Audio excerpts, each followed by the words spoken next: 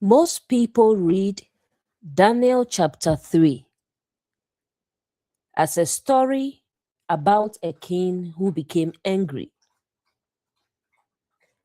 and ordered men who refused to obey him to be thrown into a fire.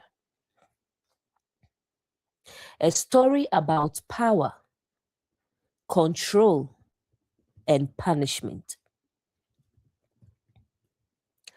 But what if that's not the full story?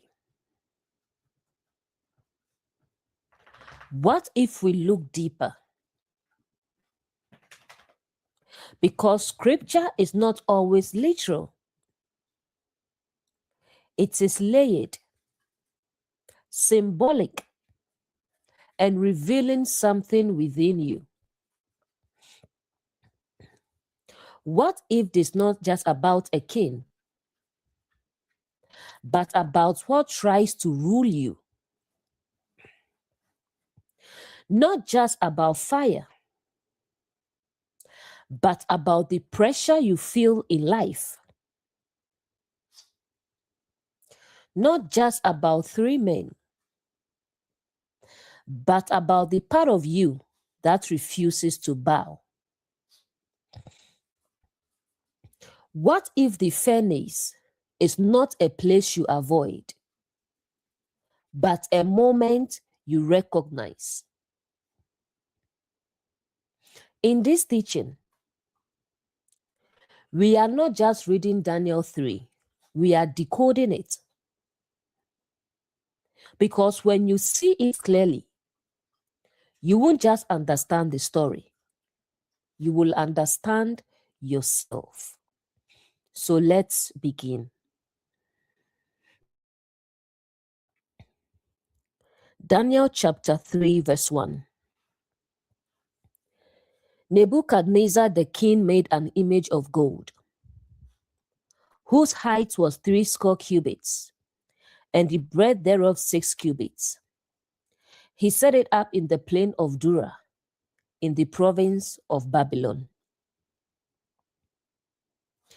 Nebuchadnezzar the king. King represents what rules or governs. This represents the ruling mindset or ego or outer authority. This is the part of you that seeks control, the part that defines identity externally. What rules you or shapes you? Made an image of gold. Image equals identity or representation. Gold equals value, worth, status. This is a constructed identity based on external value, such as success, wealth, status, and recognition. This is not your true self. It is what is created to be seen. Now we come to the measurements of it. The height is 60 cubits. The breadth is 6 cubits. The number 6 is the number of man or human system or imperfection. The number 10 represents government or structure. So we have 6 times 10, which is 60. So we have amplified human structure. This represents a magnified human identity system. Something built by man, sustained by man, and centered on external value.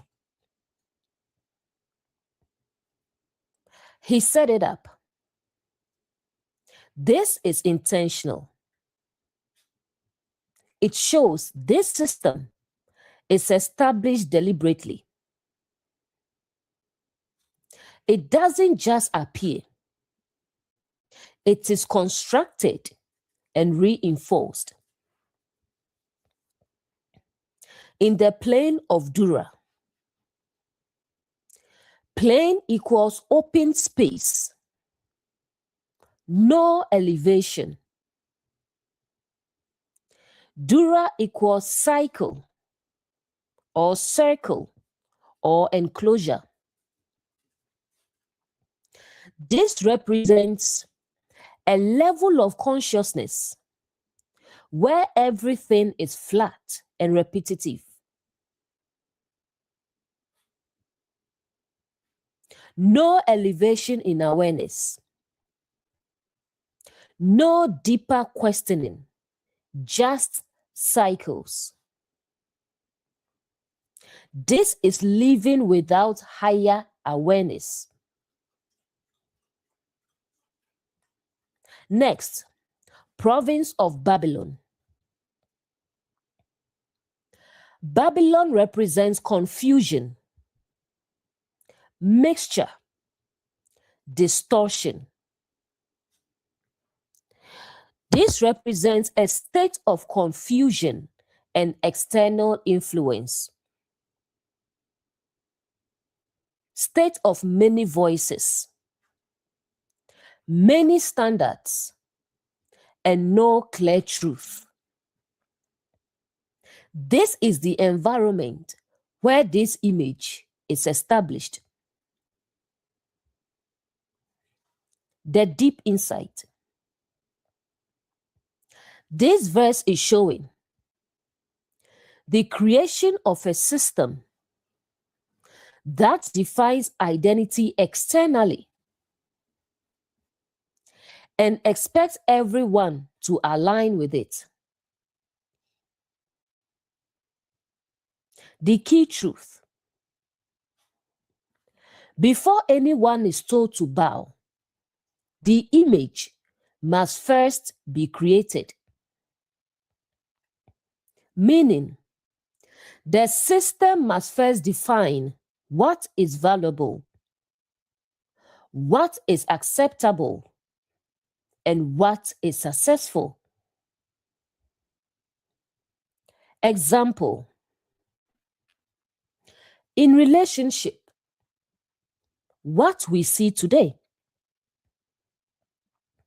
Relationship gurus teaching how to know he or she is the one. Different checklists and rules. Viral advice clips. And the message becomes, this is what a real relationship should look like. What's really happening? An image is being created. An image of the perfect partner, the perfect behavior, the perfect relationship. And people begin to measure their real relationship against a created standard. Where it becomes dangerous, advice itself isn't the issue. The issue is when it replaces your own awareness, where you stop observing your partner directly, where you start filtering everything through what you heard online, where you begin comparing instead of connecting.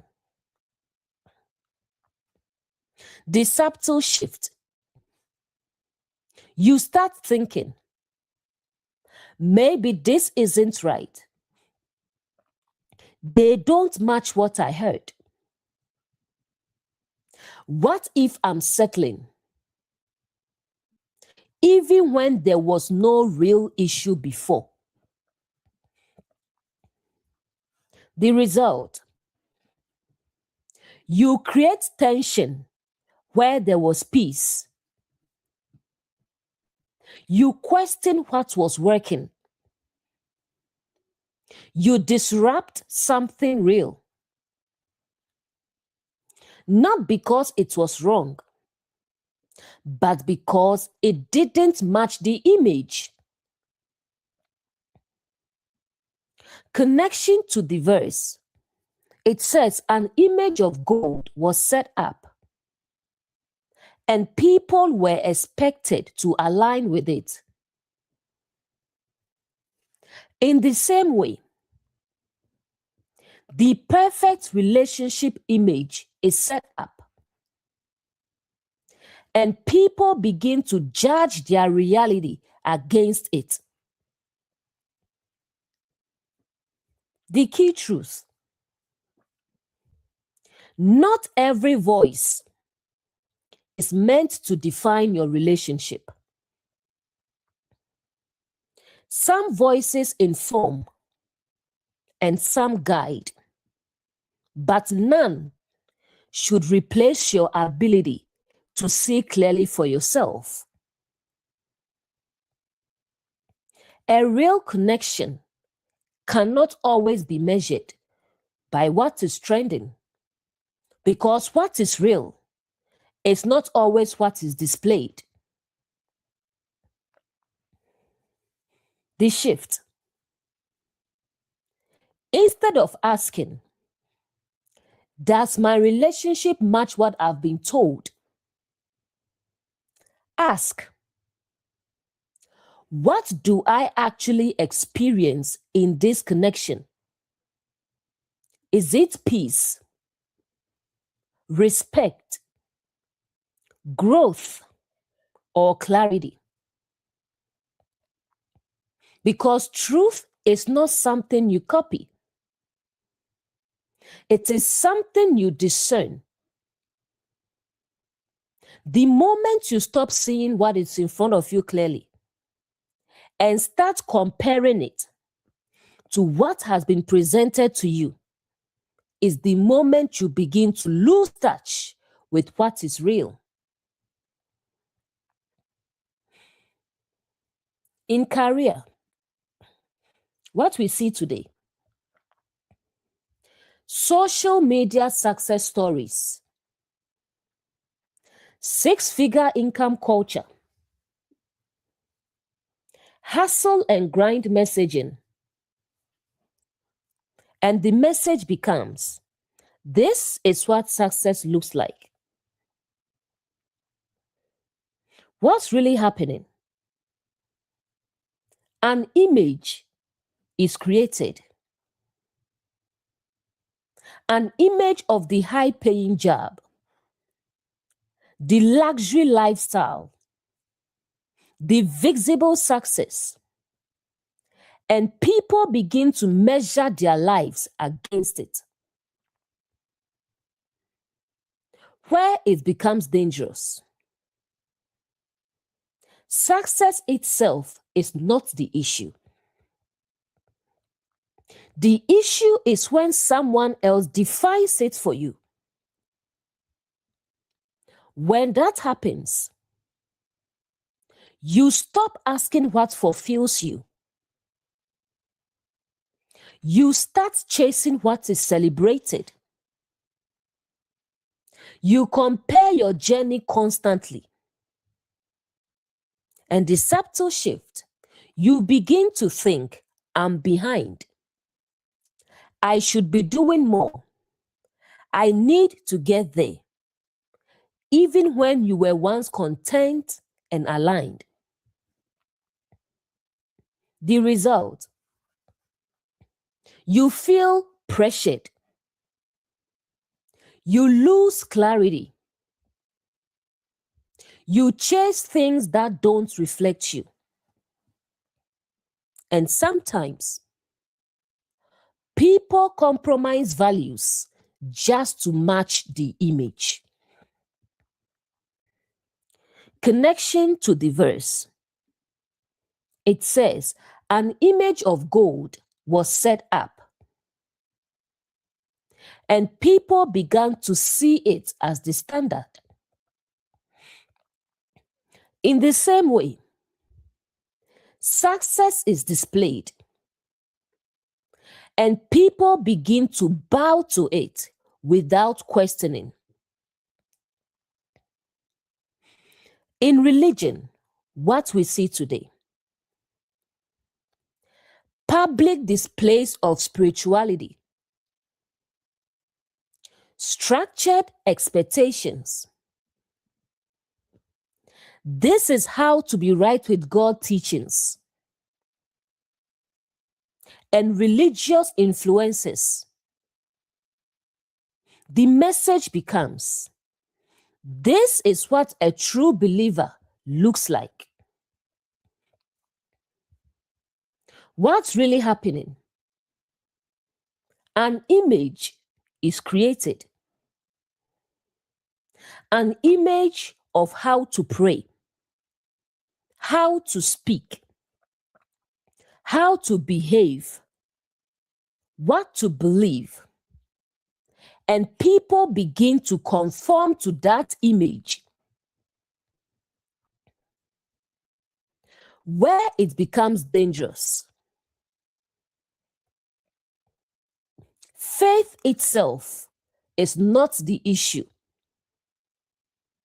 The issue is when it becomes external performance, where you stop connecting inwardly. You start acting outwardly.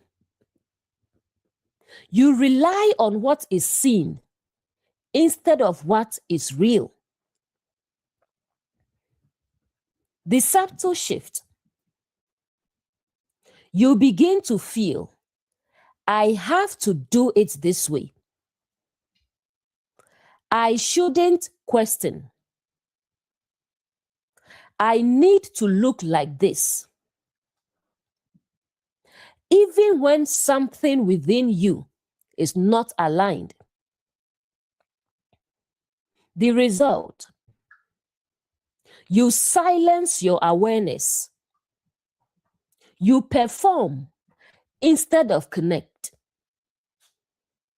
You follow without understanding, all to match the image of a true believer. Connection to the verse. The image is established, and people are expected to align outwardly instead of connecting inwardly. The world will always present you with images of what to be, what to have, what to follow. But not everything that is presented is meant to define you.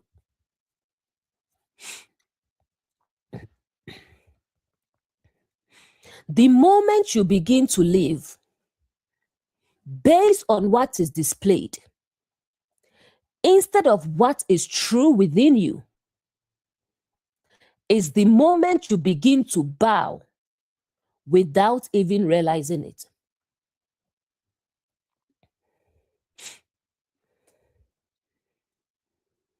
Next verse. Then Nebuchadnezzar the king sent to gather together the princes, the governors, and the captains, the judges, the treasurers, the counselors, the sheriffs, and all the rulers of the provinces to come to the dedication of the image which Nebuchadnezzar the king had set up.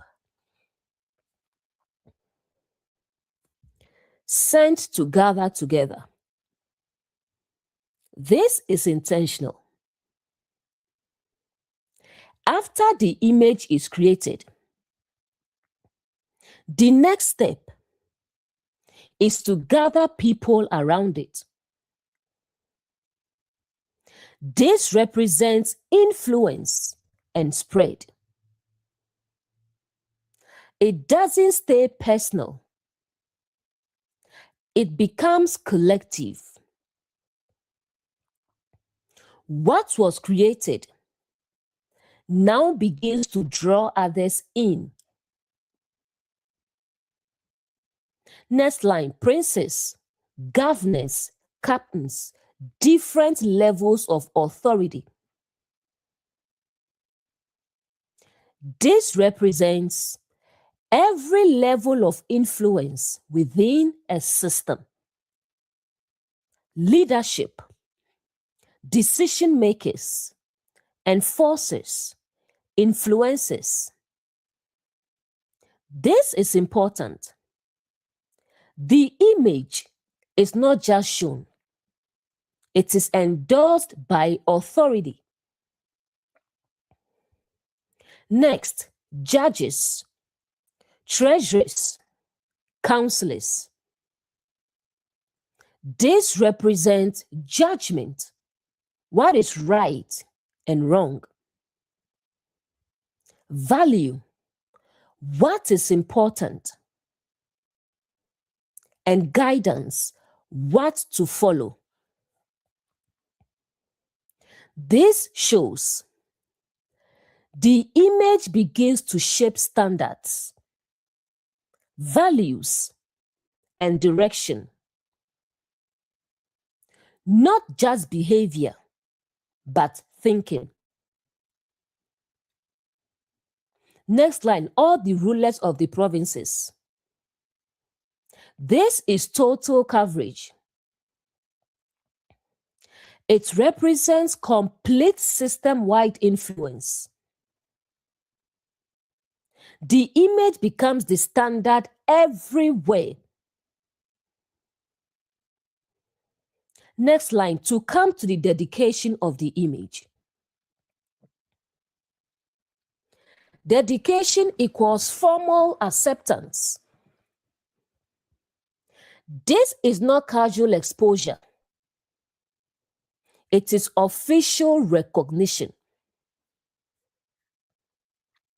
The image is now being established as the standard, which the king has set up. This image is constructed, not natural. Yet, it is being treated as absolute. What's really happening? This verse reveals the system doesn't just create an image. It gathers people, authority, and influence to make it unquestionable. The key truth: the stronger the system, the more voices it uses to make something feel normal, right, and necessary. For example, in career, it's not just one post or one person. It's everywhere. Social media, companies, influencers, society, all reinforcing what success should look like. The result: it feels universal. It feels unquestionable. It feels like the only path, because everyone is echoing the same message. In relationship, it's not just one relationship guru. It's friends, social media, movies, influences, all shaping what love should look like. The result: you feel pressure to match it. You question your reality. You compare constantly, because the message is everywhere. In religion, it's not just one teaching, it's leaders, traditions, institutions, and communities, all reinforcing how faith should look. The result: it feels authoritative, it feels final,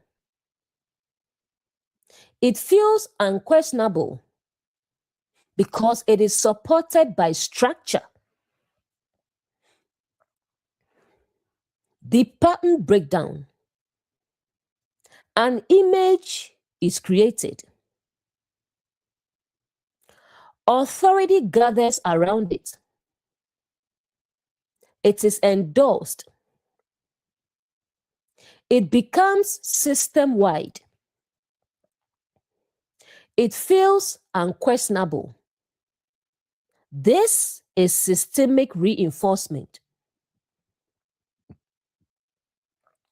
What is repeated by many voices can begin to feel like truth, even when it was created by design.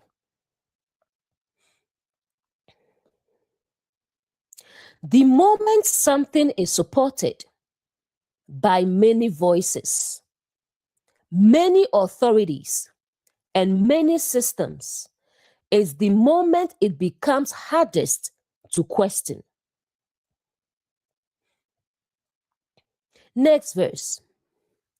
Then the princes, the governors, and captains, the judges, the treasurers, the counselors, the sheriffs, and all the rulers of the provinces were gathered together unto the dedication of the image that Nebuchadnezzar the king had set up. And they stood before the image that Nebuchadnezzar had set up. Were gathered together. What was planned in verse 2 is now executed. This represents people actually coming into alignment with the system, not just hearing about it, not just seeing it, but showing up for it. All the rulers of the provinces, the same list is repeated. This is emphasis. It shows complete agreement. No visible resistance. Everyone at every level is present.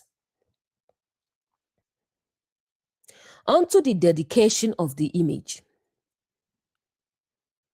Dedication equals acceptance or recognition. This is important. They are not forced yet. They are participating willingly. This is the stage where something becomes socially accepted. Next line, which Nebuchadnezzar had set up. This is constructed, yet it is being treated as the standard. They stood before the image. Standing before equals positioning yourself. This represents alignment and readiness.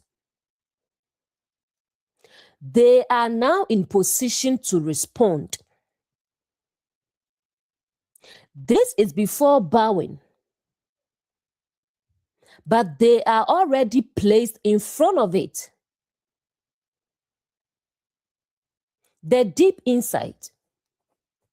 This verse shows the moment where something shifts from external system to personal environment. The key truth: before people bow, they first stand in front of what they will eventually align with. This is exposure to position, to conformity. Example, in career, it's no longer just seeing success online. Now, you enter the environment, you join the system, you surround yourself with it. You are now standing before the image. The result: you begin to feel pressure. You begin to compare. You begin to adjust. Not because you were forced, but because you are now in it.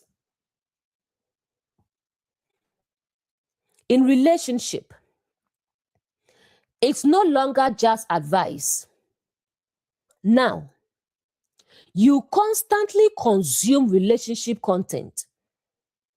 You discuss it. You apply it. You are now standing before the image. The result: you begin to compare your partner.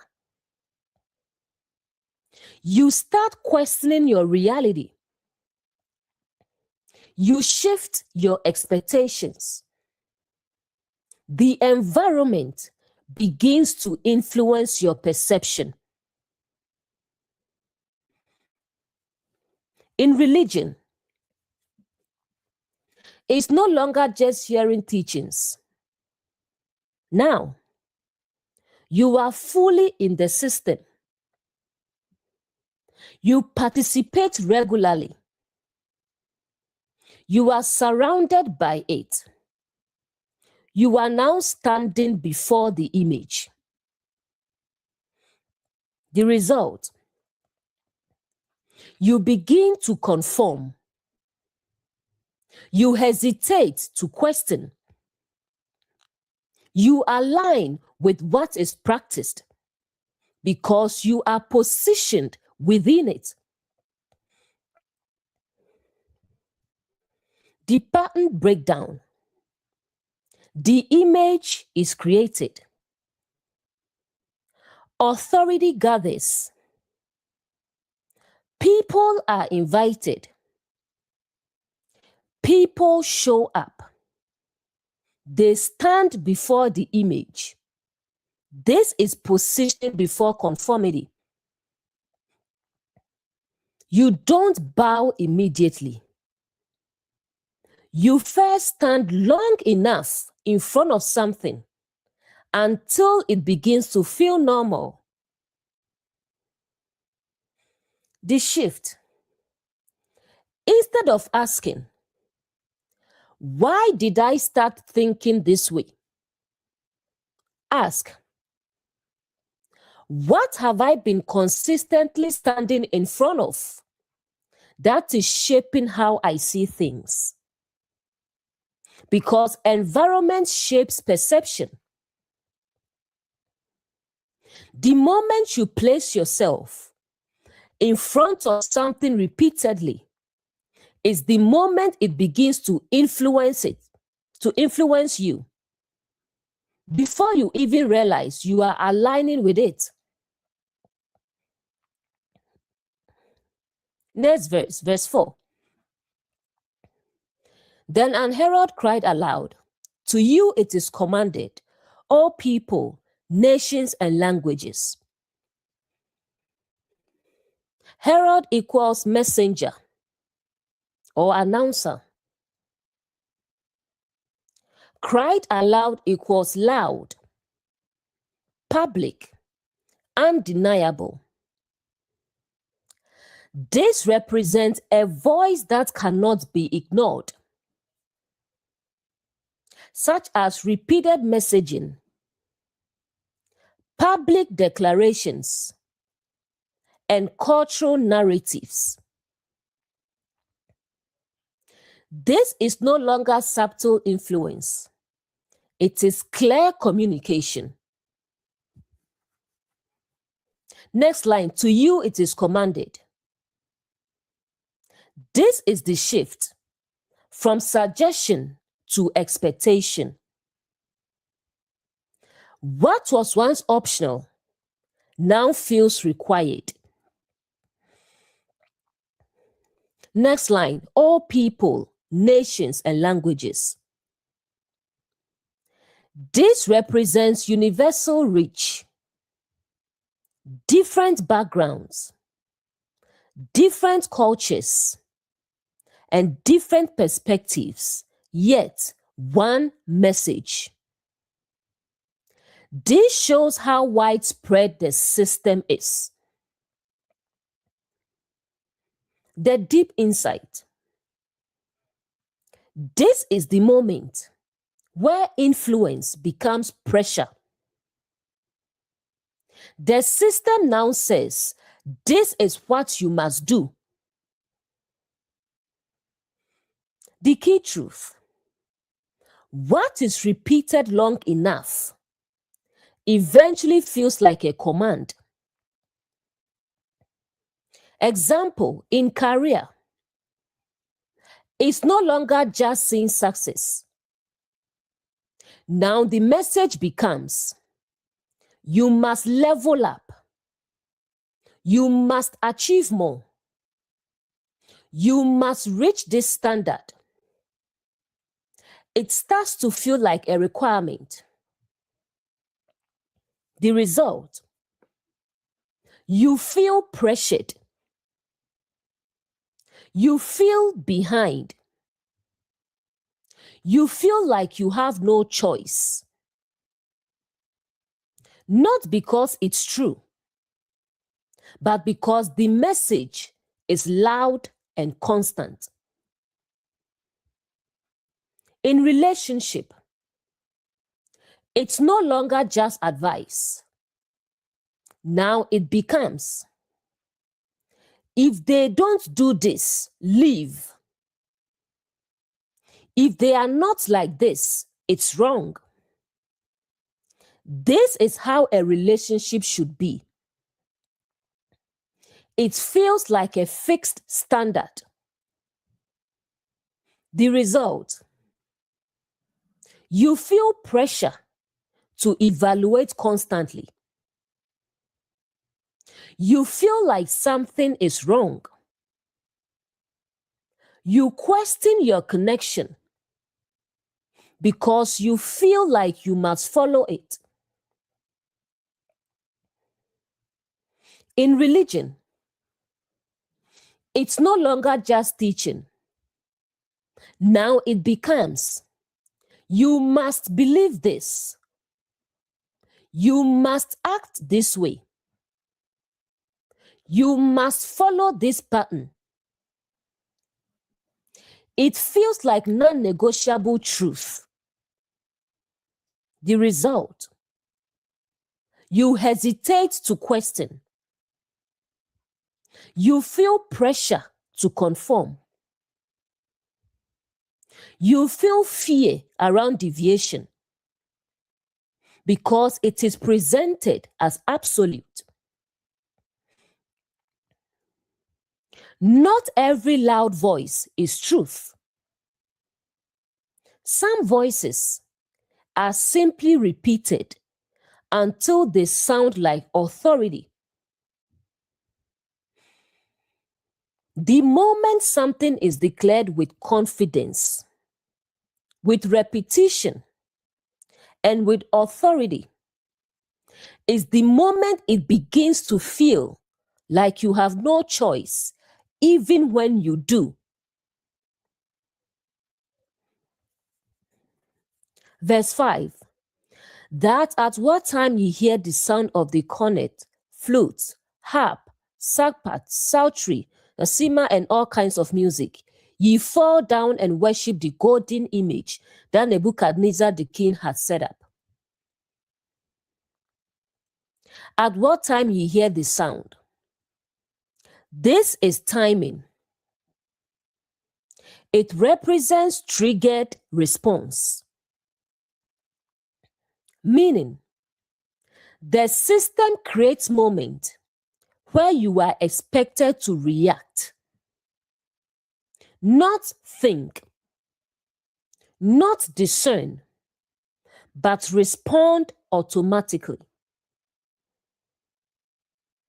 Next, cornet, flute, harp, all kinds of music.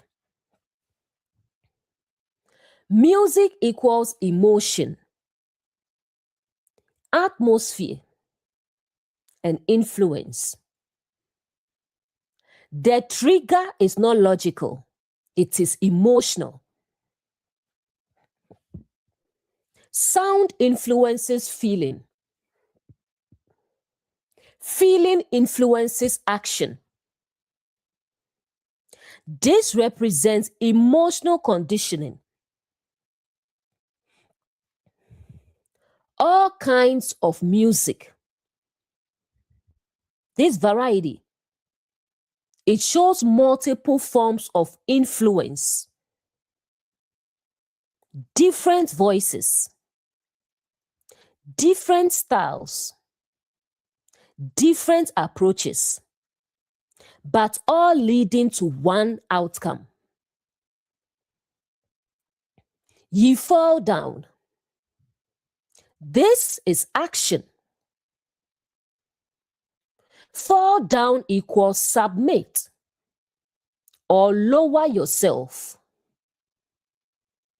It represents surrendering your position. This is giving up discernment, giving up independence, yielding to the system. Next line, and worship the golden image. Worship equals give value, prioritize, center your life around. It's not just bowing physically, it's giving your attention, energy, and identity to it.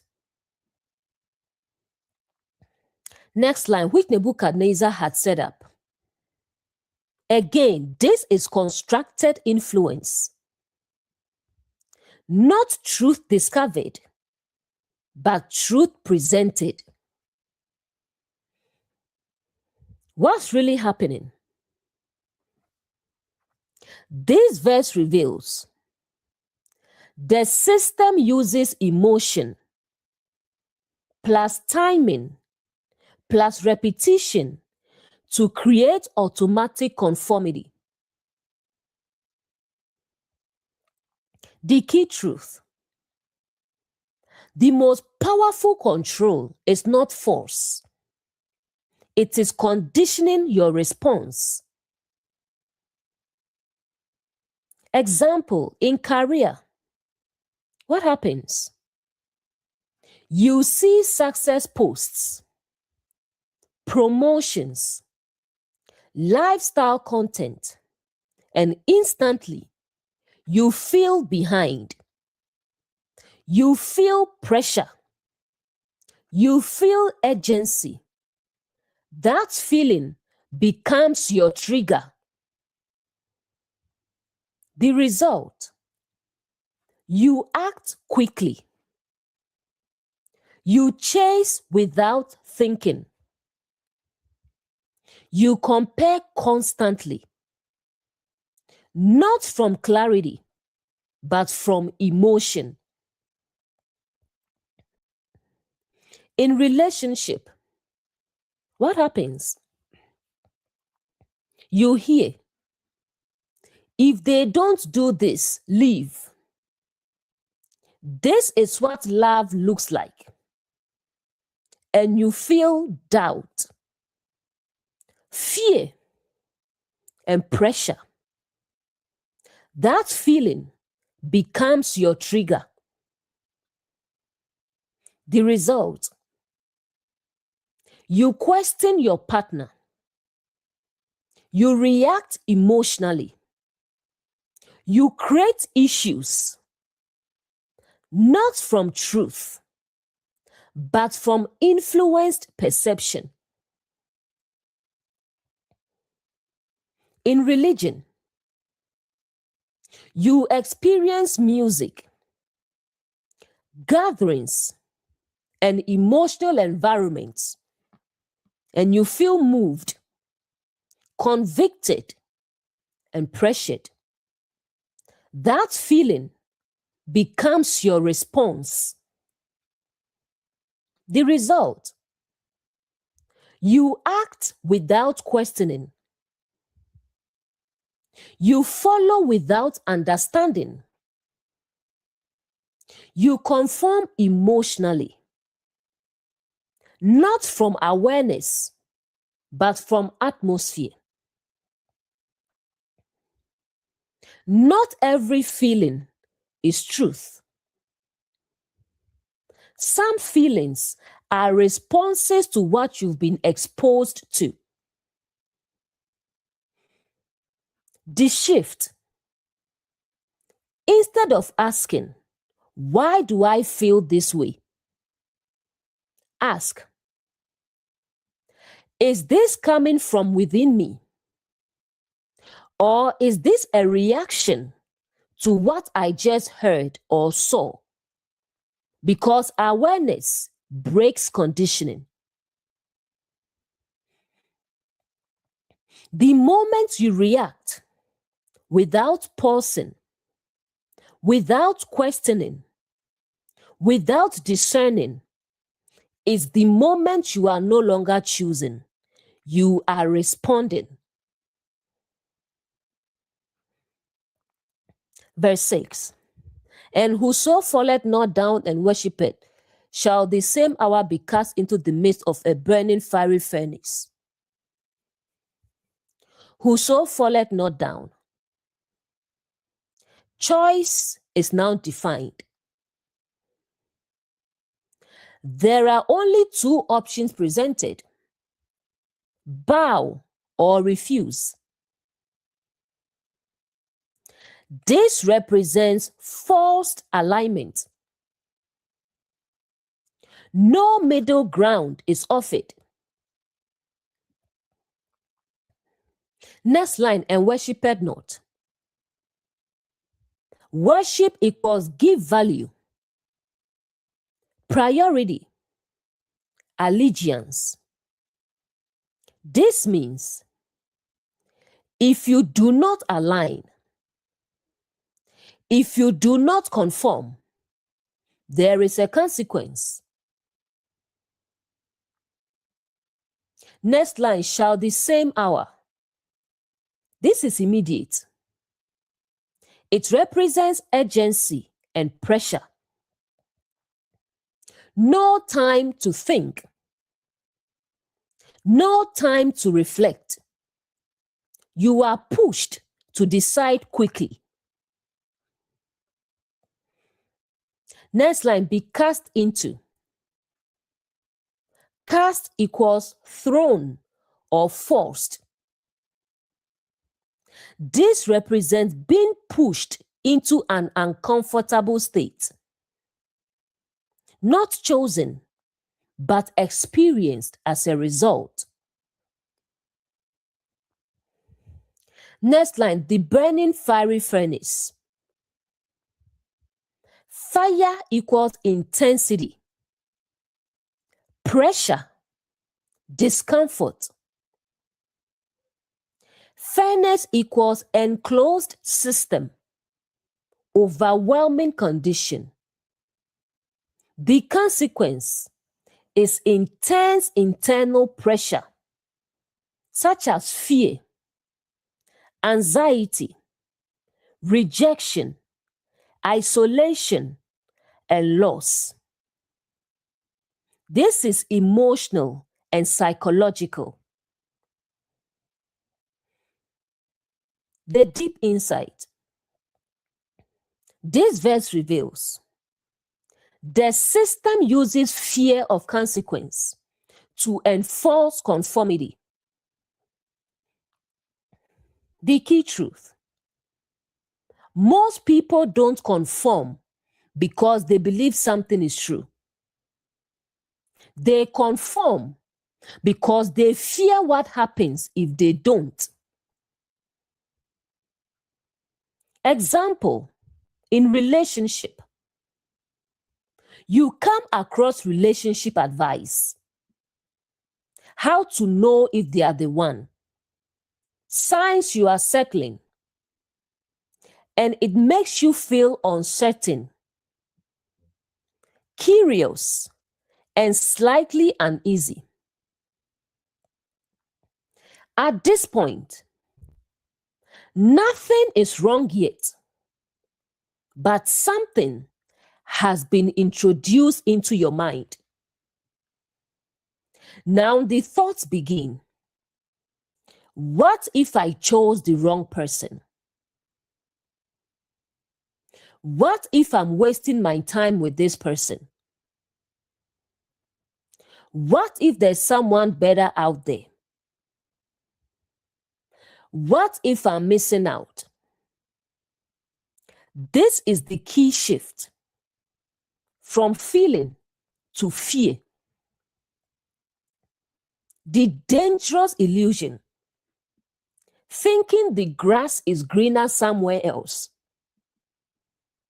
And once this enters, you start comparing.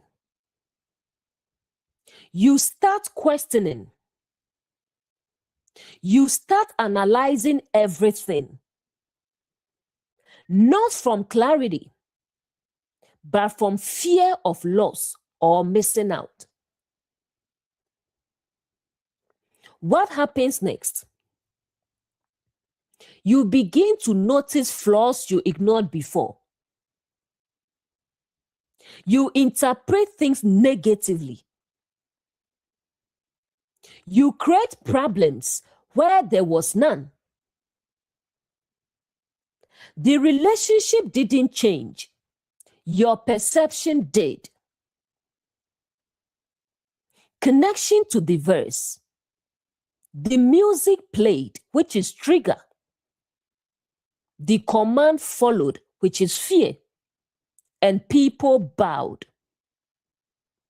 Not because they understood, but because they felt something and feared what would happen if they didn't respond.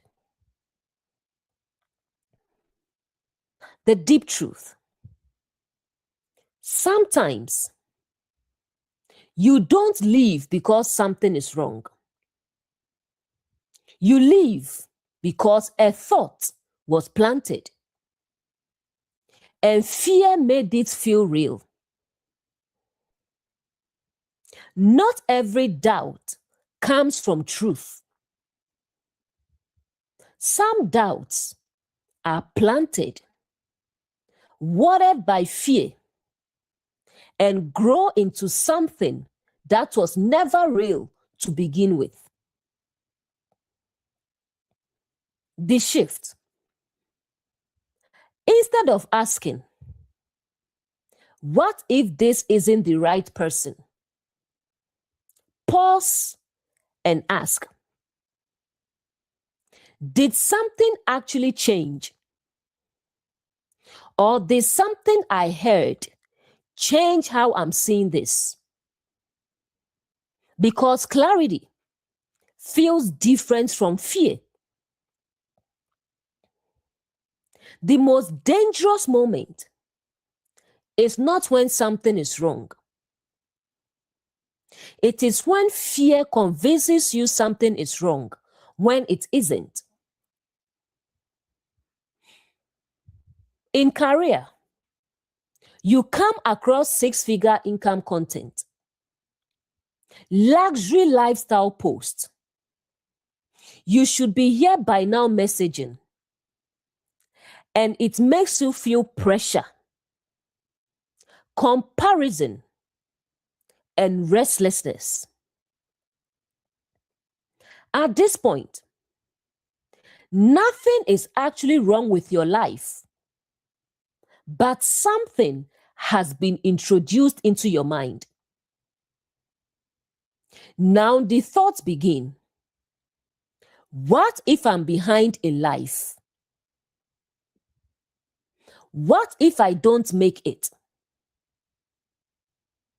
What if I'm wasting my time here? What if I never reach that level? This is the shift from feeling to fear. The dangerous illusion, thinking everyone else is ahead of me.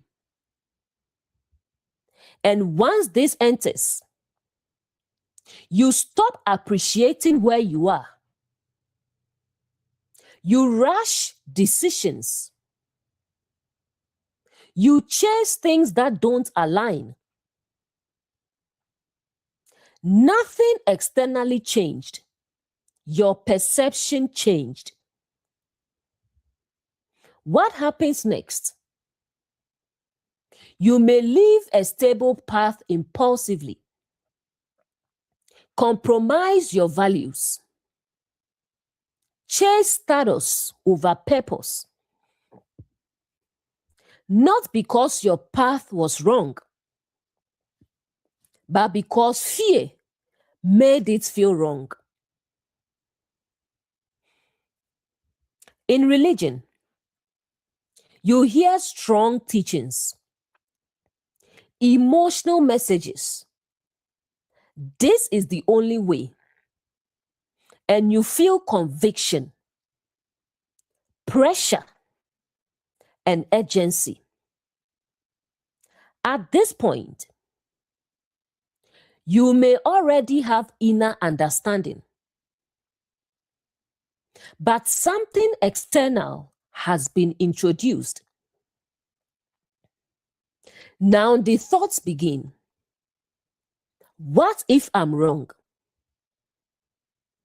What if I'm not doing enough? What if I don't follow this and something happens? This is the shift from feeling to fear. The dangerous illusion. Thinking if I don't follow this exactly, I'm in danger. And once this enters, you stop trusting your inner awareness. You suppress your understanding. You conform outwardly.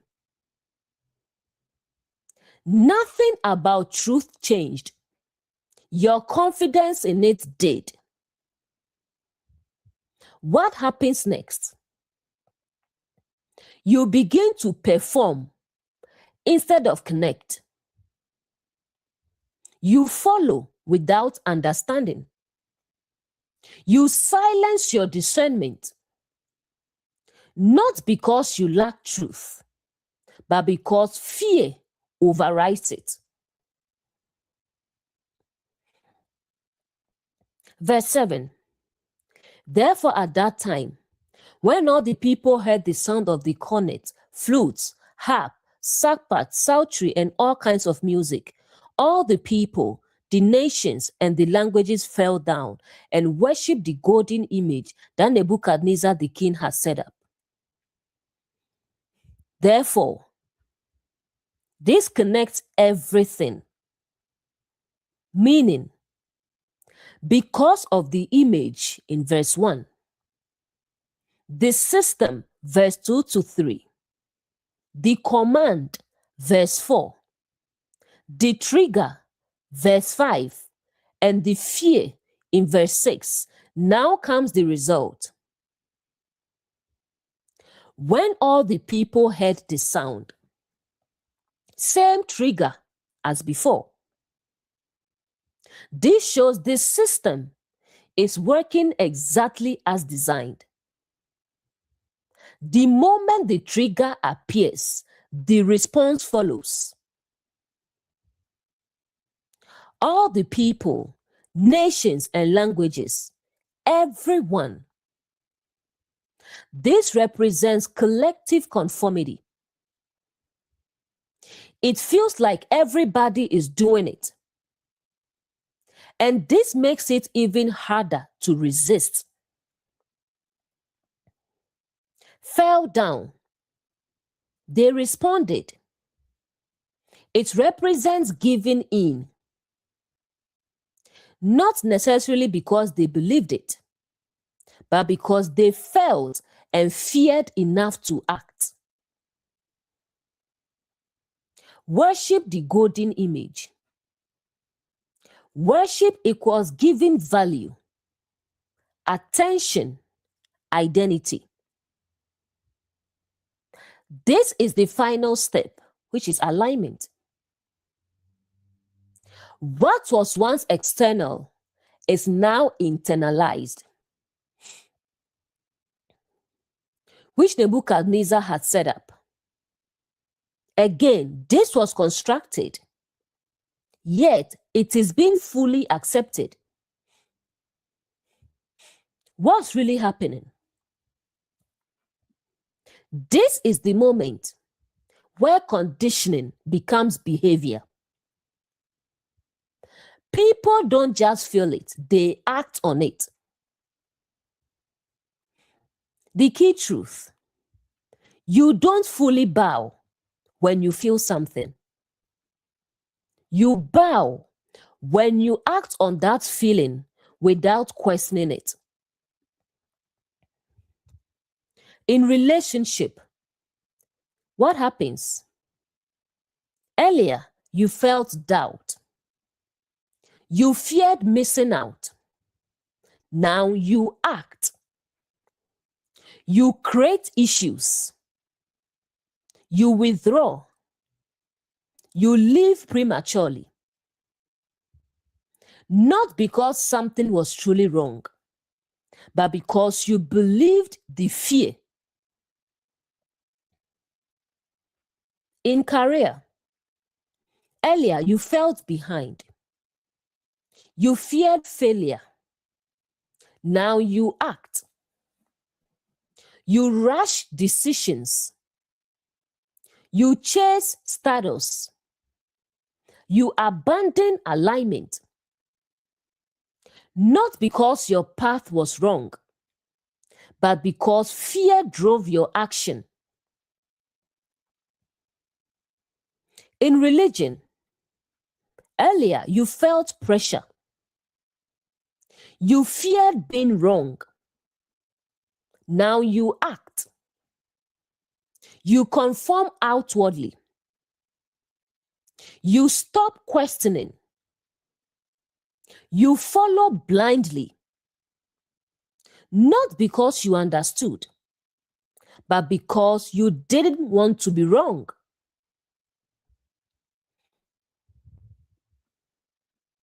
Instead of asking, why did I do that? Ask, what did I feel? And what did I fear? That led me to act this way. Because behavior always has a root. The moment you act without questioning, without pausing, without discerning, is the moment you are no longer just influenced, you are aligned with it. Verse 8. Wherefore at that time, certain Chaldeans came near and accused the Jews. Jews represent the part of you that is in covenant with truth. Not ethnicity in this layer, but the inner identity that belongs to God or truth. The part of you set apart from the system. The part that refuses to bow to a false image. The consciousness that remembers its source. So, in Daniel 3:8, certain Chaldeans came near and accused the Jews symbolically means the system notices the part of you that will not conform. The childish represent the observing or enforcing voices of Babylon, which is the thoughts, people, or systems that monitor whether you are bowing like everyone else. The Jews represent the inner remnant that says, I know what everyone else is doing, but I cannot bow to what is not true. Relationship example. The Jew in you is the part that refuses to let social media, relationship gurus, friends, or trends define your relationship for you. It says, I will observe clearly. I will not create problems where there are none. I will not bow to fear-based relationship standards. Career example. The Jew in you is the part that refuses to measure your worth only by title, salary, luxury, or status. It says, I can grow without losing myself.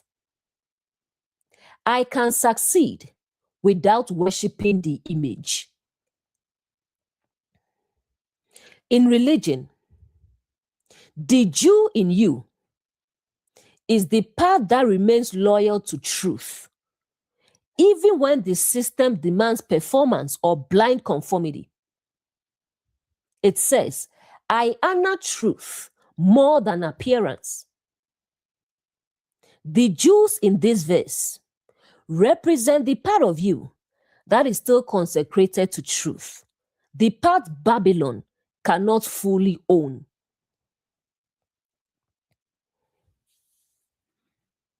Verse 9. They spake and said to the king Nebuchadnezzar, O king, live forever. They spake and said. They begin to speak. It represents the voice of accusation forming, not just noticing, but now expressing, framing the situation. And what is spoken next will shape perception. Next line, to the king Nebuchadnezzar. The king equals what governs. This represents appealing to your ruling mindset. The accusation is not random. It is directed toward what controls decisions. O king, this is addressing authority directly. It shows targeted influence. They are trying to influence the highest level of control. Next line, live forever. It's not just greeting, it is flattery. This represents affirming the system to gain influence. This is appealing to ego, appealing to power, strengthening the authority being addressed. Before accusation, they first reinforce the authority. The deep insight. This verse reveals, before something is challenged, the system aligns itself with power first. The key truth. Accusation often comes wrapped in agreement with authority to make it more effective. Examples. In relationship, what you hear, you deserve to be treated like a queen or king. You should be spoiled. A real partner will do this for you. Look at me, I have it. You can too. It sounds empowering, affirming, attractive, and that's why it works. What's really happening? Before anything else, your ego is being affirmed. Your worth is elevated. Your expectations are raised. Your desire is activated. This is exactly what we saw all kin live forever. Flattery comes first, then influence follows. The subtle shift. You begin to think, maybe I should be getting more. Maybe this isn't enough. Maybe I'm settling. Not because something actually changed, but because something was introduced and amplified. The missing question: how do you know what they are saying is true? You don't know their full story. You don't know what's behind what they show. You don't know what they sacrificed or tolerate. But it feels true because it was presented confidently and attractively. What happens next? You begin to compare your relationship. Raise expectations suddenly. See lack where there was peace. The relationship didn't change. Your standard shifted based on external influence. Connection to the verse. All kin live forever. They affirm the king first, so what they say next would be accepted easily. In the same way, you are affirmed first, then your perception is influenced. The balanced truth, important. Some messages help you recognize when you are undervalued, but others create dissatisfaction where there was none. The difference is discernment, not emotion. Not everything that makes you feel powerful is leading you to truth. Some things are designed to feel good, so you stop questioning them. Not every message that lifts you up is meant to guide you. Some messages lift you just enough to make you believe what comes next. In career, what you hear: you should be making 6 figures by now. You are meant for more. If you are not here, you are behind. Look at my lifestyle. You can have it too. It feels motivating, inspiring, and urgent. What's really happening? Your ambition and ego are activated. Then a new definition of success is introduced: money, status, and visibility, without context, without full truth. The unverified belief. You begin to accept this is success. I should be here. Without asking, is this aligned with me? Now you start to feel behind, feel dissatisfied, question your path. Your path didn't change, your standard did. In religion, what you hear: this is the right way. This is truth. You must follow this. This is how to be accepted by God. It feels certain, authoritative, and convincing. What's really happening? Authority is being established first. Then a belief system is presented as absolute, without personal verification, without inner confirmation. The unverified belief. You begin to accept, this must be true. I shouldn't question this without asking, does this align with truth within me? Now you start to doubt your own understanding. You suppress your awareness and conform outwardly. Truth didn't change. Your confidence in it did. Not everything that sounds empowering is rooted in truth. Some messages are designed to feel right, so you stop asking if they are true. The shift. Instead of asking, does this sound right? Ask, have I actually verified this? Or am I accepting it because of how it was presented? The most powerful influence does not force you.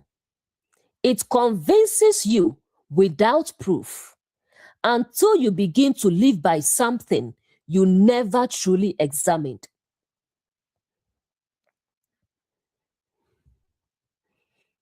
Verse 10 to 12. Thou, O king, hast made a decree that every man that shall hear the sound of the cornet, flute, harp, sackbut, psaltery, and dulcimer, and all kinds of music, shall fall down and worship the golden image. And whoso falleth not down and worship it, that he should be cast into the midst of a burning fiery furnace. There are certain Jews whom thou hast set over the affairs of the province of Babylon, Shadrach, Meshach, and Abednego. These men, O king, have not regarded thee. They serve not thy gods, nor worship the golden image which thou hast set up. Thou, O king, hast made a decree. They remind the king of his own rule. This represents reinforcing the system's authority. Before accusing, they establish, this is what you said should happen. Next line, every man shall fall down and worship. The standard is restated. This shows what is expected from everyone. It reinforces normal behavior within the system. Whoso falleth not shall be cast. The consequence is restated. This represents bringing fear back into focus. They are reminding the king there is a penalty for not conforming. Next line, there are certain Jews. Now they identify the targets. Specific individuals are singled out. Not everyone, but those who didn't conform, whom thou hast set over. This adds weight. It means these are not random people. They were trusted, elevated, and visible, which makes their non-conformity more threatening to the system. Have not regarded thee. This is how the accusation is framed. Not just they didn't follow the rule, but they disrespected you. This is key. They make it personal. Next line, they serve not thy gods. This shows misalignment with the system. They do not give value to what the system values, nor worship the golden image. Final confirmation: they did not conform. They did not align internally or externally. What's really happening? This is strategic accusation. They reinforce authority, restate the rule, highlight the consequence, identify the individuals, make it personal to provoke a reaction. The key truth: when someone wants to influence a decision, they don't just state facts, they frame the narrative. Examples: in relationship, when standards are used to reframe reality. What you hear: he should be sending you good morning texts. He should be paying your bills. He should open doors for you. She should be packing lunch for you. She should worship you. If they don't do this, they don't care. These sound like standards, expectations, how it should be. What's really happening? A rule is being introduced. Just like in the verse, the king made a decree. Now it becomes, this is what a real partner does. The subtle shift: before hearing this, you were okay. You felt fine. You weren't questioning things. After hearing this, you begin to think, wait, why don't they do that for me? Does this mean they don't care? Am I being undervalued? This is the key. Nothing changed externally, but the standard did. The framing: now it becomes, not just they don't do this, but they are failing you. It is turned into a personal issue. Balanced truth, very important. Some actions can genuinely reflect care, but not every relationship expresses care the same way. Everyone and their love value.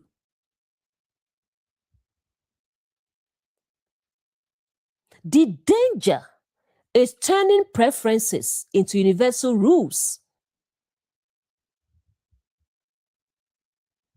What happens next? You begin to measure your partner against the rule. You begin to focus on what's missing. You overlook what is present. The relationship shifts because your interpretation shifted. Connection to the verse: the rule is stated. The expectation is defined. The consequence is implied. And then people are judged based on that rule. The deep truth: not every shield is truth. Some shields are preferences presented as standards. A relationship can feel peaceful until it is measured by a rule that was never part of it. The shift: instead of asking, are they doing what they should? Ask, how does this person actually show up for me? Are they showing up consistently, genuinely? Because truth is experienced, not imposed. The moment you start measuring love by someone else's checklist is the moment you risk missing what love actually looks like in your life. In career, what you hear, you should be making 6 figures by now. You should have your own business. You should not be working a 9 to 5. You should be financially free already.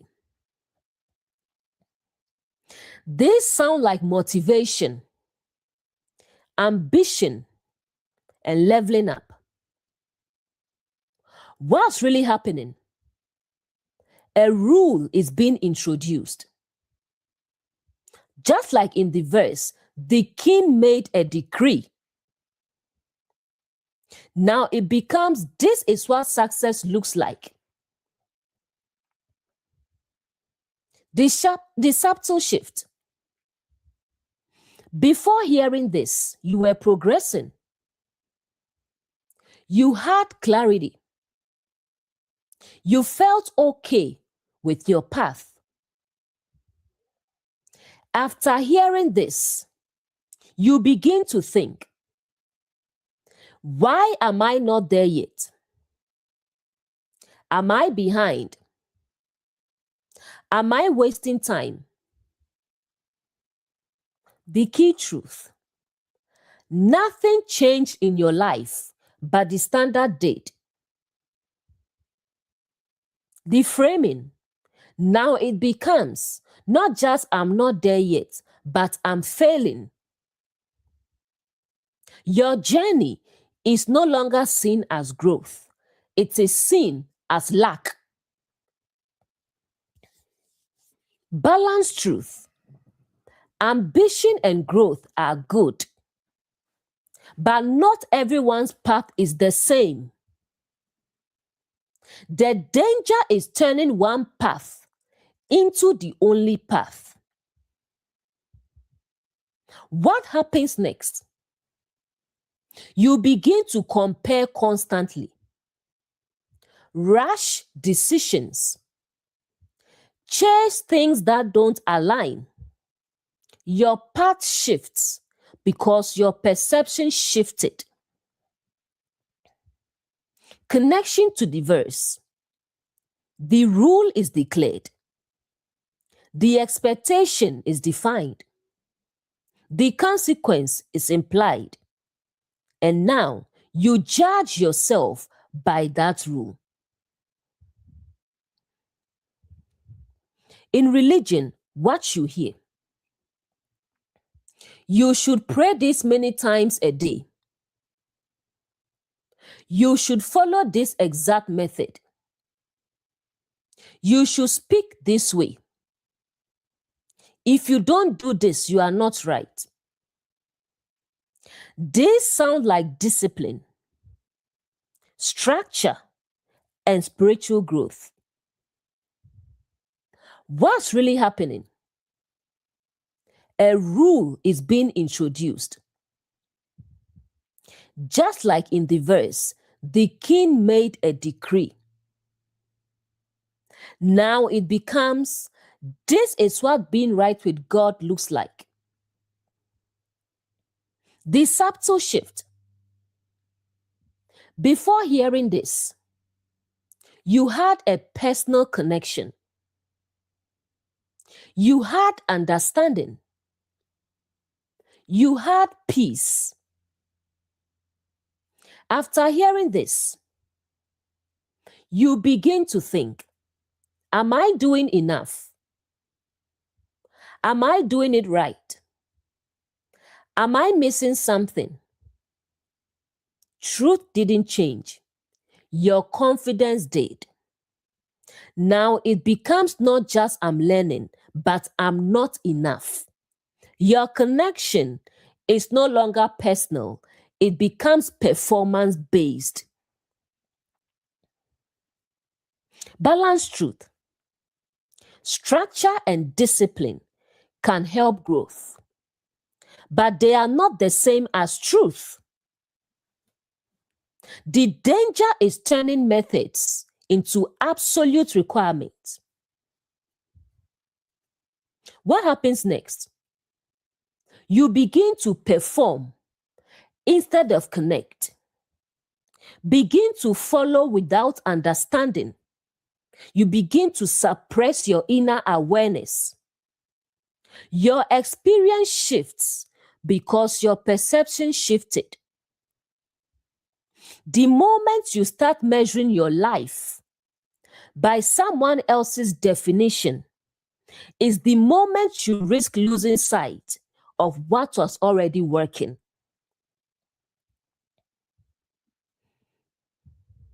Verse 13. Then Nebuchadnezzar in his rage and fury commanded to bring Shadrach, Meshach, and Abednego.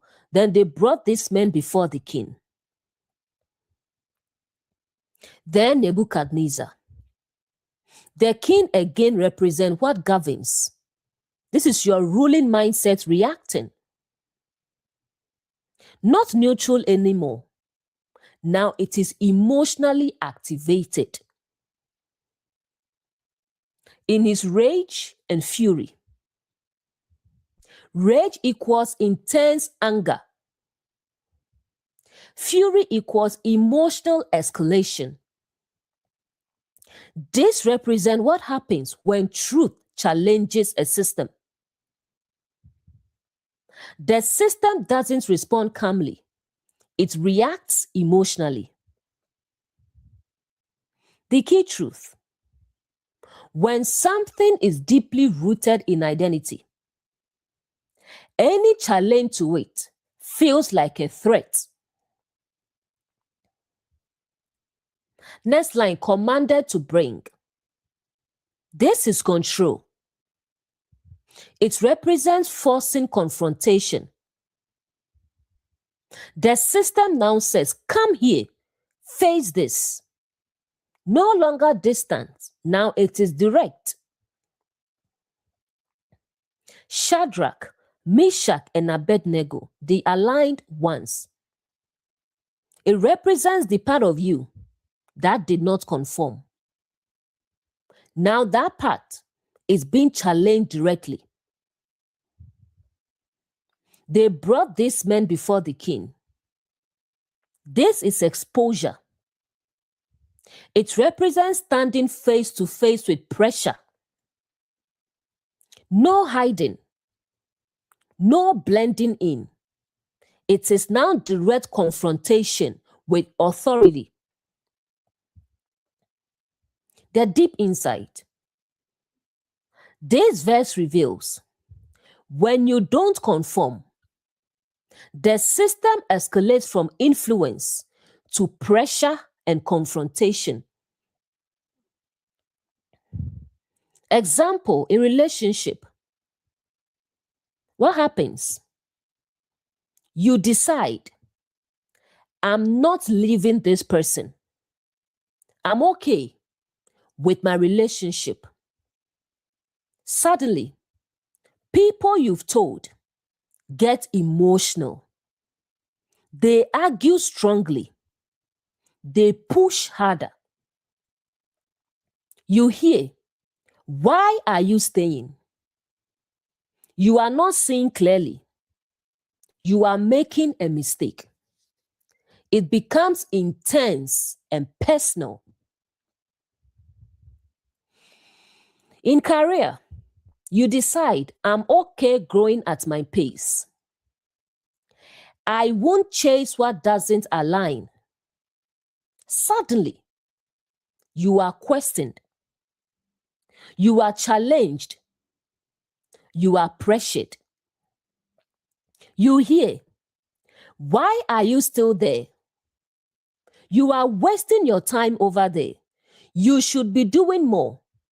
It becomes direct confrontation. In religion, what happens? You decide, I will think for myself. I will follow truth within. Suddenly, you are corrected, you are challenged, you are pressured. You hear, that's not right. You need to follow this. You are missing the truth. It becomes intense and direct. The moment you stop conforming is the moment the pressure stops being subtle and becomes direct.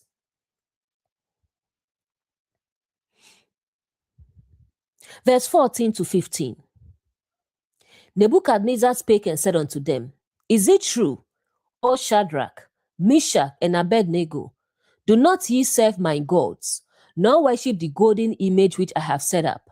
Now if ye be ready, that at what time you hear the sound of the cornet, flute, harp, sackbut, psaltery, and dulcimer, and all kinds of music, ye fall down and worship the image which I have made. Well, but if ye worship not, ye shall be cast the same hour into the midst of a burning fiery furnace. And who is that God that shall deliver you out of my hands?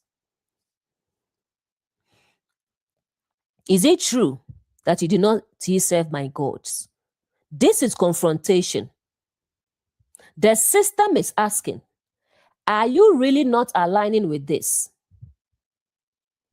This represents questioning your stance. Are you sure about your decision? Are you really going against this? Next line, now if ye be ready. This is another chance. It represents opportunity to reconsider. The system gives you a way out, not to free you, but to bring you back into alignment. When you hear the sound, same trigger again. This shows the pattern doesn't change. The same emotional triggers, same influences, same messages are presented again.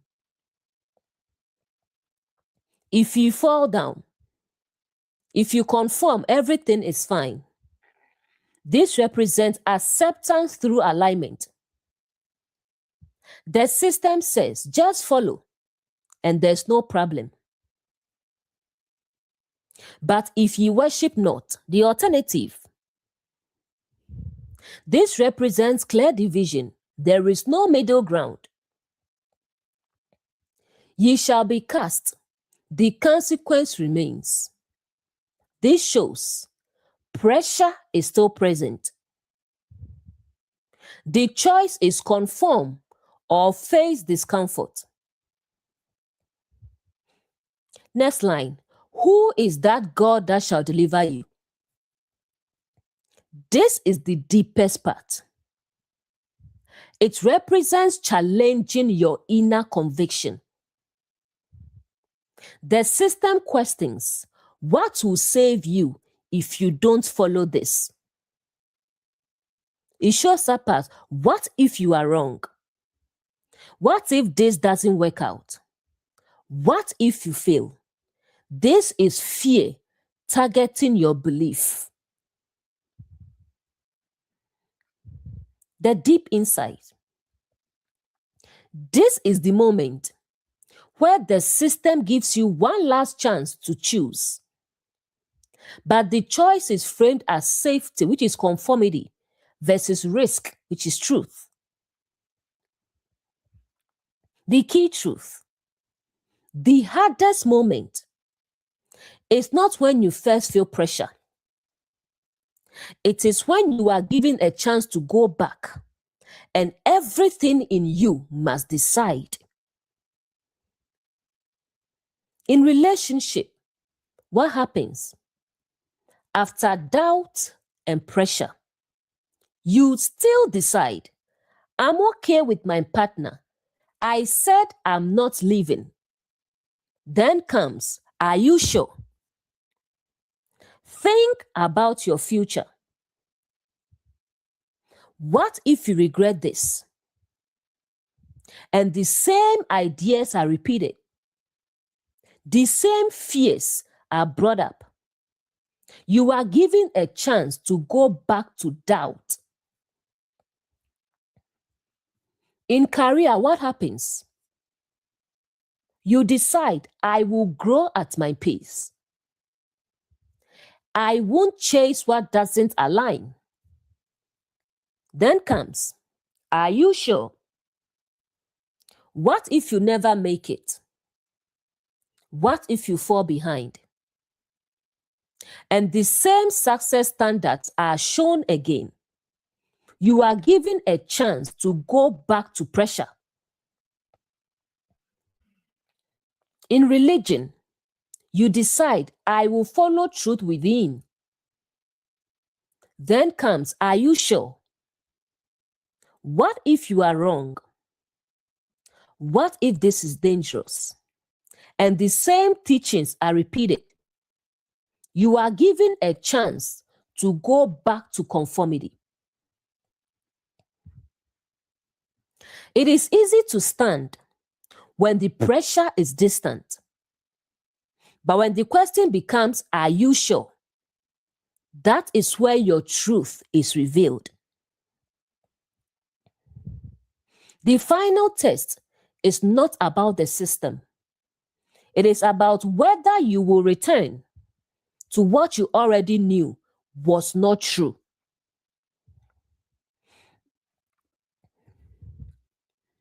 Verse 16 to 18. Shadrach, Meshach, and Abednego answered and said to the king, O Nebuchadnezzar, we are not careful to answer thee in this matter. If it be so, our God whom we serve is able to deliver us from the burning fiery furnace, and he will deliver us out of thy hand, O king. But if not, be it known unto thee, O king, that we will not serve thy gods, nor worship the golden image which thou hast set up. We are not careful to answer thee. This is clarity. Not careless, but not anxious, not pressured, not shaken. This represents inner certainty. No overthinking. No fear-based hesitation. No need to justify excessively. They are settled within. Our God whom we serve. God equals truth or ultimate reality.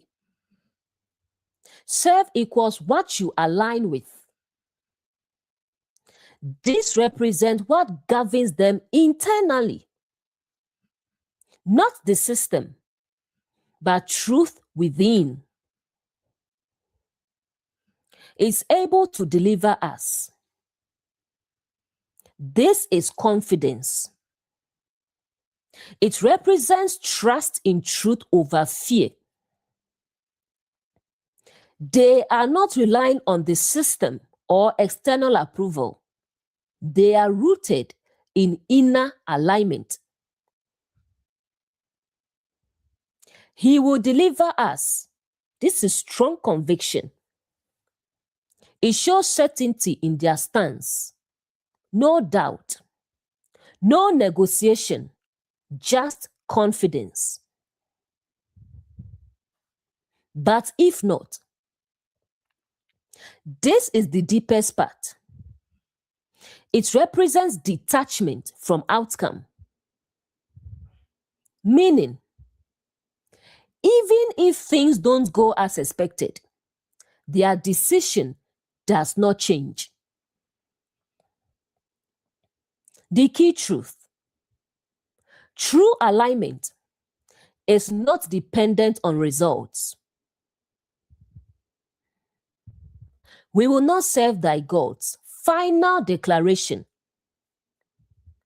This represents complete refusal to conform, not influenced by pressure, fear, or outcome. This is absolute alignment. Nor worship the golden image. This is full rejection. It shows they did not accept the system. They did not internalize the image. They did not bow externally or internally. The deep insight. This is the moment where alignment becomes non-negotiable, not based on emotion, fear, and outcome, but based on truth. Relationship example. You are not reacting from fear, pressure, or outside voices. You are speaking from your lived experience. Your response becomes something like, I've been with this person for a long time. They've been consistent. Their good outweighs their bad.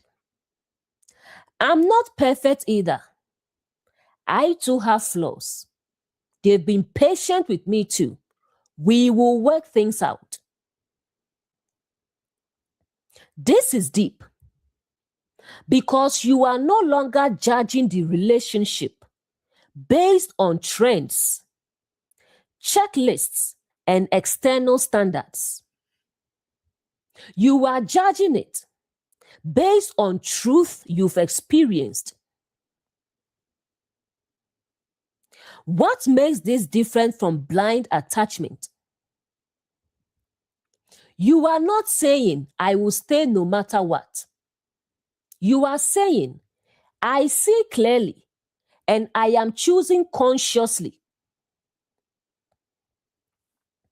Connection to the verse, we are not careful to answer, meaning no panic, no confusion, no fear-based decision. But if not, we will not bow, meaning even if pressure continues, even if others disagree, your decision does not change. What this reveals, this is mature discernment. You acknowledge imperfection. You recognize consistency. You value reality over appearance.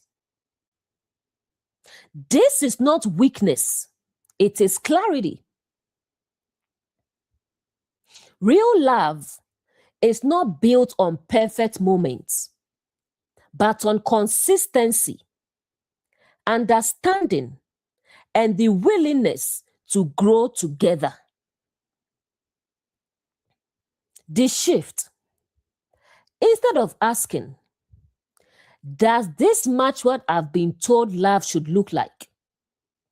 Ask, what have I actually experienced with this person over time?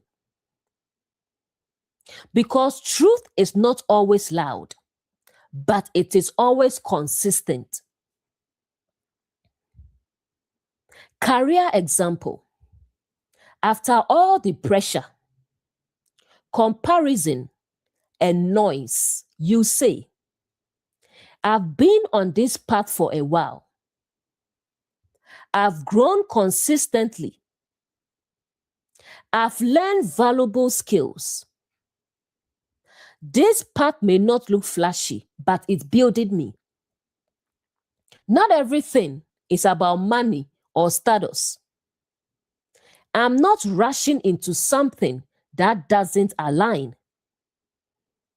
And most importantly, I'm not leaving this path just because of pressure. Why this is powerful? You are no longer judging your career based on social media, other people's timelines, and external definitions of success. You are judging it based on your actual growth and experience. You are not saying, I will stay stuck forever. You are saying, I am aware, intentional, and moving at my pace. Connection to the verse, we are not careful to answer. no panic, no comparison, no pressure-driven decisions. But if not, we will not bow. Even if others are ahead, if others don't understand, your decision remains grounded. Growth is not always loud. Sometimes it is quiet consistency that builds something real over time. The strongest career decision is not the one driven by pressure. It is the one made with full awareness of who you are becoming. In religion, after all the teachings, pressure, and voices, you say, I have experienced truth within myself. I have understanding, not just information. I'm not blindly following everything I hear. I respect teachings, but I also discern them.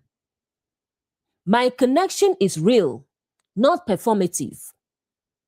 And most importantly, I'm not conforming out of fear. Why this is powerful? You are no longer defining truth based on external authority, fear of being wrong, and the pressure to conform. You are rooted in direct understanding and inner awareness. You are not saying everything is wrong. You are saying, I will verify and align with truth. Connection to the verse, our God whom we serve, meaning what governs you is truth within, not external pressure. But if not, we will not bow. Even if you are questioned, if you are misunderstood, your alignment does not change. True connection is not proven by how it looks outside, but by what you know within. The deepest faith is not the one that conforms. It is the one that remains even when it stands alone. Verse 19. There was Nebuchadnezzar full of fury, and the form of his visage was changed, and he commanded that they should heat the furnace 7 times more. There was Nebuchadnezzar full of fury. This is escalation. Before, pressure, persuasion, questions. Now, emotion intensifies. This represents when your clarity does not change, the pressure becomes stronger and more emotional. The form of his visage was changed, meaning his face changed. It represents a shift in attitude toward you. Before, advice, concern, conversation. Now, frustration, anger, opposition. This is the moment where you are no longer being gently persuaded. You are now being resisted. Against Shadrach, Meshach, and Abednego, the pressure is now personal, not general anymore. It is directed at you specifically. Heat the furnace 7 times more. 7 equals fullness or completion. It represents maximum pressure. Not just pressure, but intensified pressure. Everything becomes louder, stronger, more emotional, and more urgent.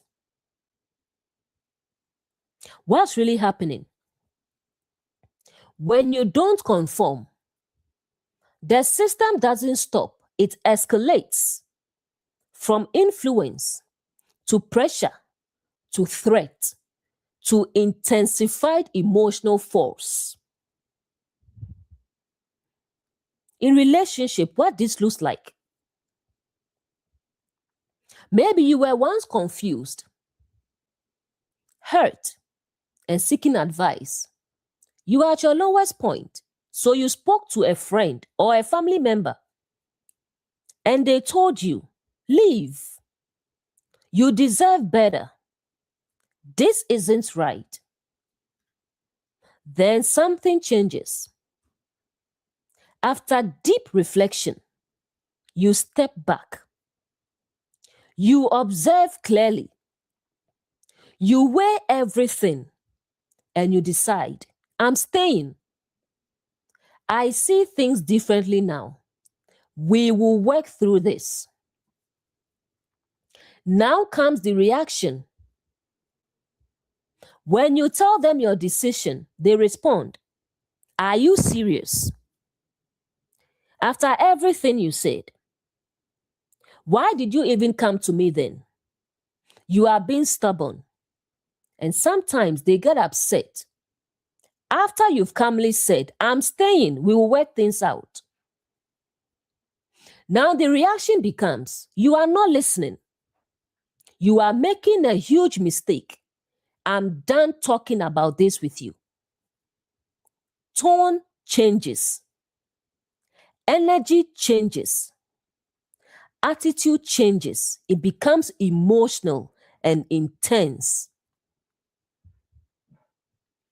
Next line, 7 times hotter. This represents more arguments, more pressure, more emotional reactions, more extreme warnings. The goal now is to break your clarity.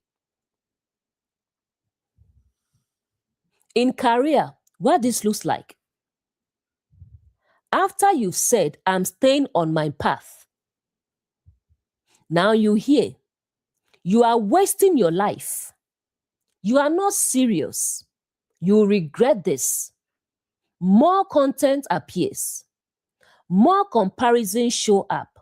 More urgency is felt. Everything becomes intensified. In religion, what this looks like. After you've said, I'm following what I understand to be true.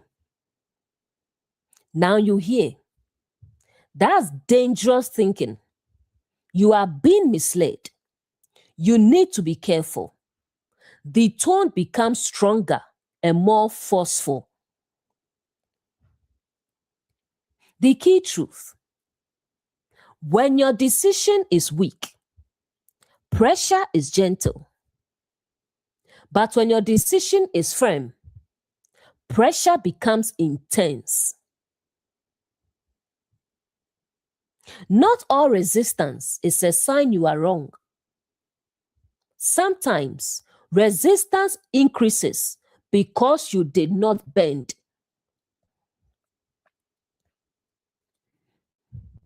Verse 20. And he commanded the most mighty men to bind Shadrach, Meshach, and Abednego, and to cast them into the burning fiery furnace. He commanded, no more persuasion. It represents authority taking control. Before, advice, pressure, emotion. Now, action is enforced. The most mighty men in his army. These are the strongest forces available. Symbolically, it represents your strongest internal and external pressures, such as fear, doubt, anxiety, social pressure, and emotional attachment. Not weak ones, the strongest ones. To bind. This is restriction. It represents limiting your freedom. In real life, you feel stuck. You feel overwhelmed. You feel unable to move freely. It's like your clarity is being constrained. Next line, and to cast them into the fiery furnace. Now the consequence is executed. This represents being thrown into discomfort, not imagined anymore, but experience emotional pain, isolation, uncertainty, and pressure becoming real. What's really happening? This is the moment where the system says, if you won't choose it, we will force the experience. This is forced confrontation with discomfort. In relationship, what this looks like. After all the pressure and warnings, you now experience distance from the person who advised you. You experience less support, tension in the relationships, and feeling alone in your decision. This is being bound. You feel restricted. You question yourself. You feel the weight of your decision. The fairness becomes real. It's no longer what if. It becomes this is happening now. In career, what this looks like. After choosing your path, you experience slower progress, financial pressure, doubt creeping in, comparison intensifying. You feel the weight of your decision. This is being bound by circumstance. In religion, what this looks like. After choosing your understanding, you experience isolation, being misunderstood, lack of support, and internal questioning. You feel the cost of standing in truth. The key truth. It is one thing to say you believe something. It is another to hold it when it costs you something. Clarity feels strong until it is tested by real experience. The shift. Instead of asking, why is this happening to me? Ask, can I still stand in what I know? Now that is no longer just a thought. The moment you are bound and placed in the fire is the moment your truth stops being theory and becomes lived reality. Verse 21. Then these men were bound in their coats, their breeches, and their hats, and their other garments, and were cast into the midst of the burning fiery furnace. Then these men were bound, still restrained. This confirms you enter this phase feeling limited, pressured, and unable to fully control the situation. You are not entering from a place of power, but from constraint. Next line, in their coats, breeches, hats, and garments. Garments represent identity, roles, labels, self-image.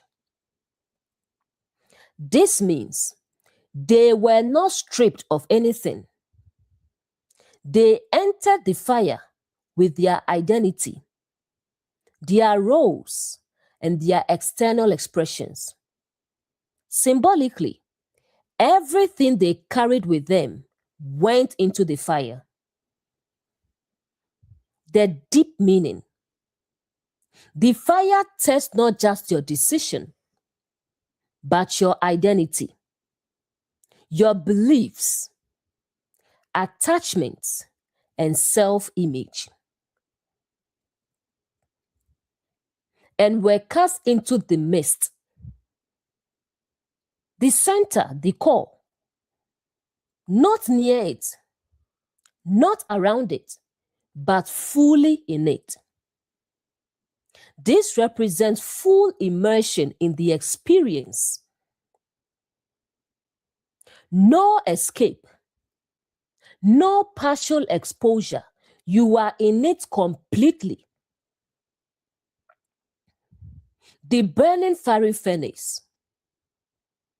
Now the experience is real and intense.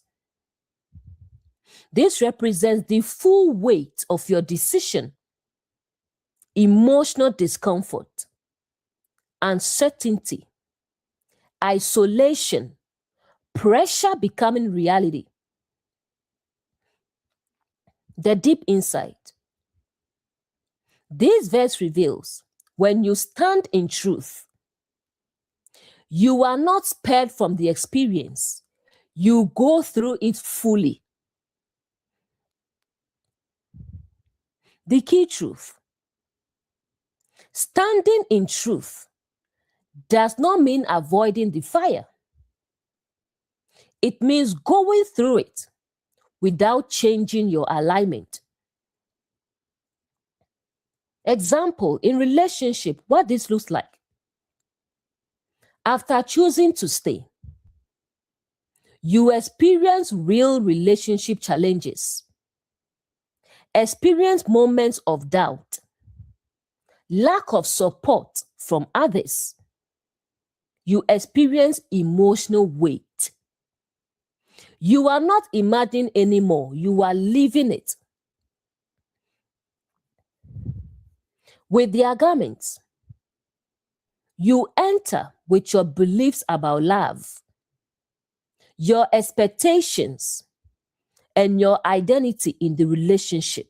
And all of that gets tested. In career, what this looks like. After choosing your path, you experience slow growth, financial pressure, comparison, and uncertainty. You are in the process fully. With their garments, you enter with your ambitions, your identity, and your expectations of success. And the fire tests what is real versus what is illusion. In religion, what this looks like. After choosing your understanding, you experience standing alone, being misunderstood, internal reflection, and deeper questioning. You are living your truth. With their garments, you enter with your beliefs, your understanding, your identity, and the fire tests what truly holds. You don't enter the fire as a different person. You enter it as who you are, and it reveals what in you is real. The fire does not just test your decision, it tests everything you brought with you. Verse 22. Therefore, because the king's commandment was urgent and the furnace exceedingly hot, the flame of the fire slew those men who took up Shadrach, Meshach, and Abednego. Because the king's commandment was urgent. Urgency again. This represents forced, rushed decisions under pressure. No space to think. No room for clarity. Urgency is not neutral. It is a tool of pressure. The furnace exceedingly hot. Pressure intensified to the maximum. This represents extreme emotional and psychological intensity. High stress, high emotion, high tension. Everything is amplified. The flames slew those men. This is the shocking part. The ones enforcing the pressure are affected by it. This represents the destructive nature of extreme pressure. It doesn't just harm the target, it also harms the ones carrying it out. Those who took up the enforcers. Symbolically, this represents forces that try to push you into conformity. External voices, internal fears, emotional pressure. And the key truth, they cannot survive the intensity they create. The deep insight. This verse reveals when pressure becomes extreme, it becomes unsustainable and it begins to destroy itself. Not all pressure is meant to break you. Some pressure reveals its own weakness.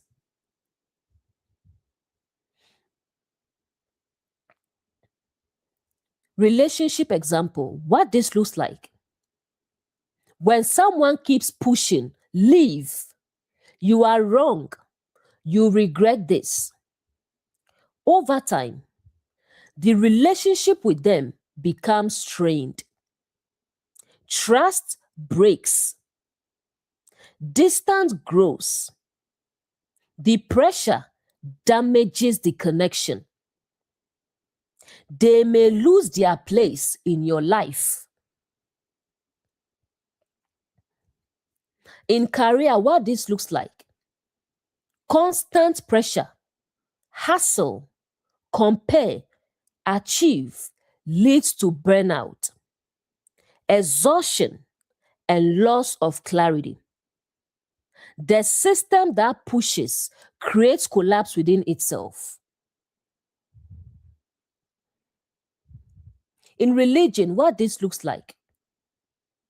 Extreme pressure, fear, urgency, and threat leads to disconnection, confusion, and people walking away. The pressure undermines itself. Pressure can only go so far before it begins to collapse under its own weight. The moment pressure becomes extreme is often the moment it begins to lose its power.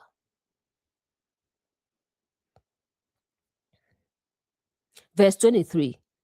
And these three men fell down bound into the midst of the burning fiery furnace.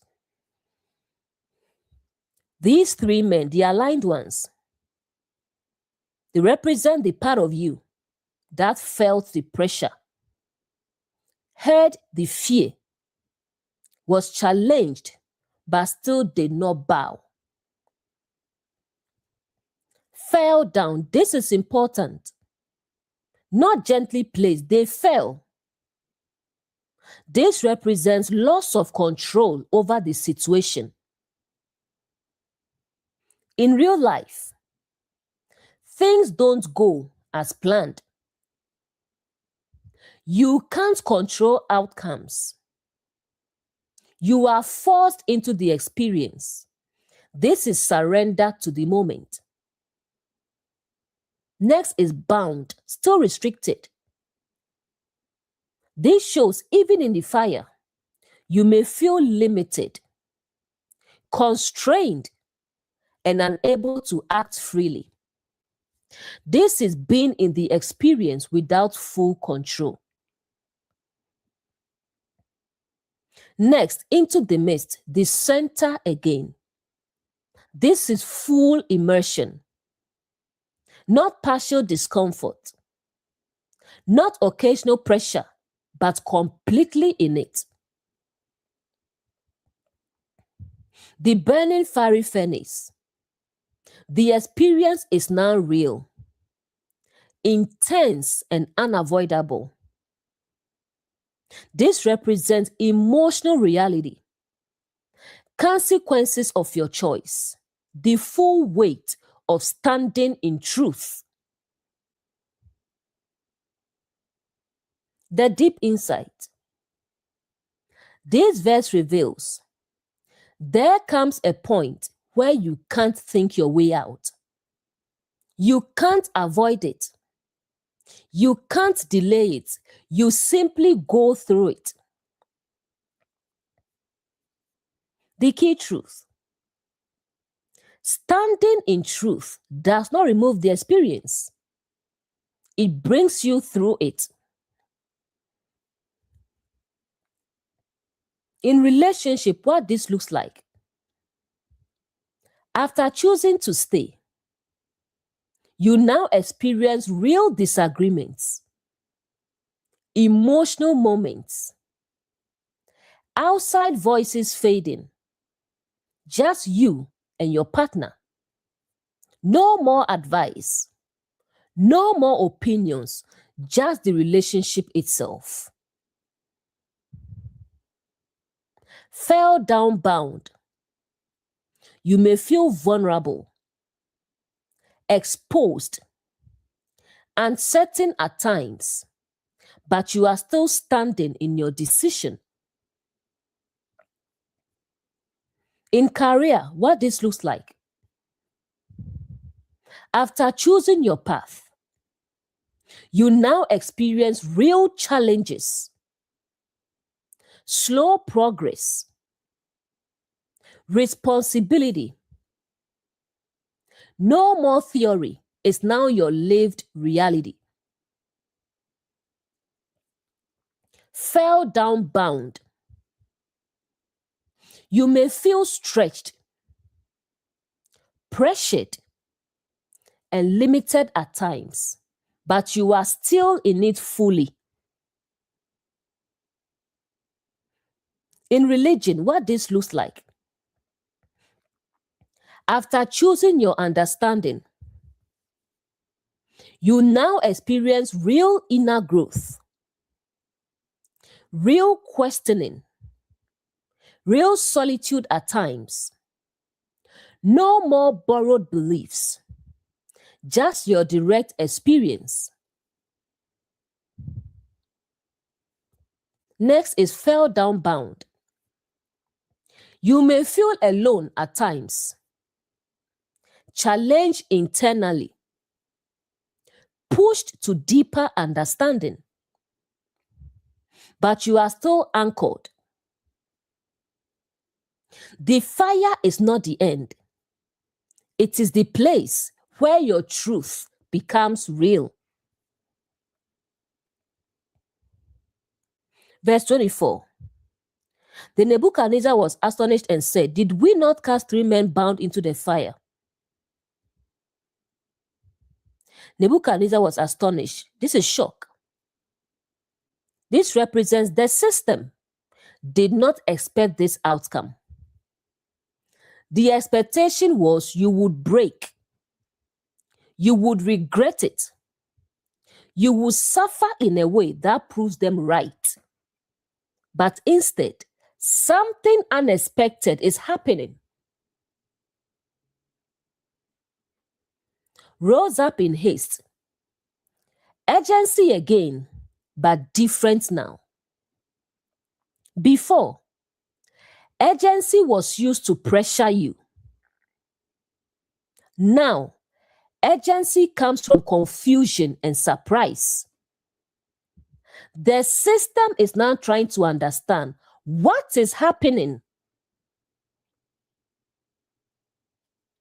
Next line. Did we not cast 3 men bound? He is confirming what he expected to happen. The expectation was they are bound. They are in the fire. They should be overwhelmed. But now, that expectation is being questioned. True, O King, this is confirmation from others. It represents agreement with the original expectation. Everyone expected the same outcome. Yes, they should be struggling. The deep insight.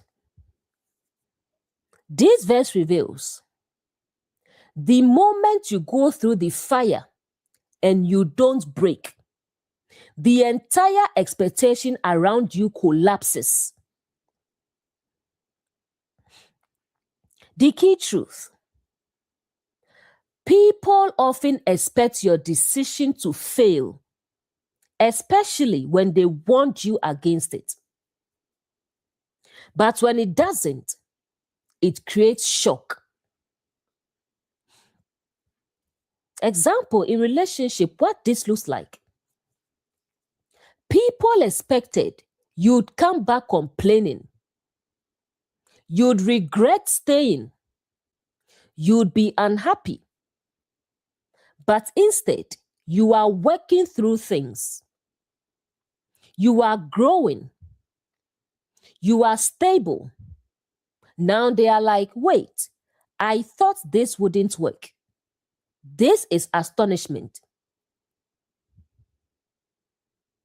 In career, what this looks like. People expected you'd fail. You'd struggle endlessly. You'd come back asking for help. But instead, you are progressing. You are learning. You are building something real. Now they are like, wait, how is this working? This is unexpected outcome. In religion, what this looks like. People expected you'd get lost. You'd become confused. You'd come back.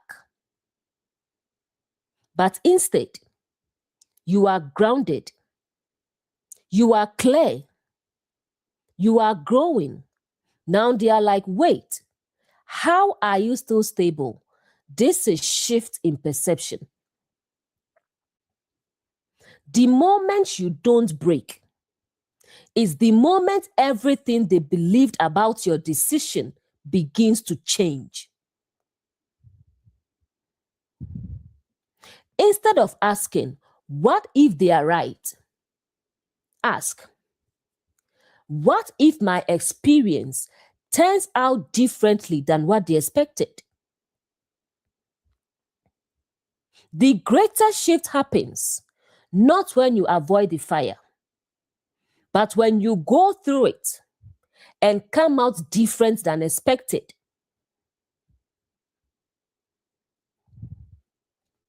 Verse 25. Lo, I see 4 men loose, walking in the midst of the fire, and they have no hurt, and the form of the fourth is like the Son of God. I see 4 men. This is the first shift. They expected 3, but now there are 4. This represents something new has appeared in the fire. Something that was not visible before is now revealed within the experience. Next line, loose. This is powerful. Earlier, they were bound. Now they are free. This represents the fire removed what was restricting them. Not outside the fire, but inside it. walking in the midst of the fire. They are not struggling, not running, but walking. This represents peace within pressure. The fire is still there, but they are no longer controlled by it. Next line, they have no hurt. This is the shock. The expectation, pain, damage, regret.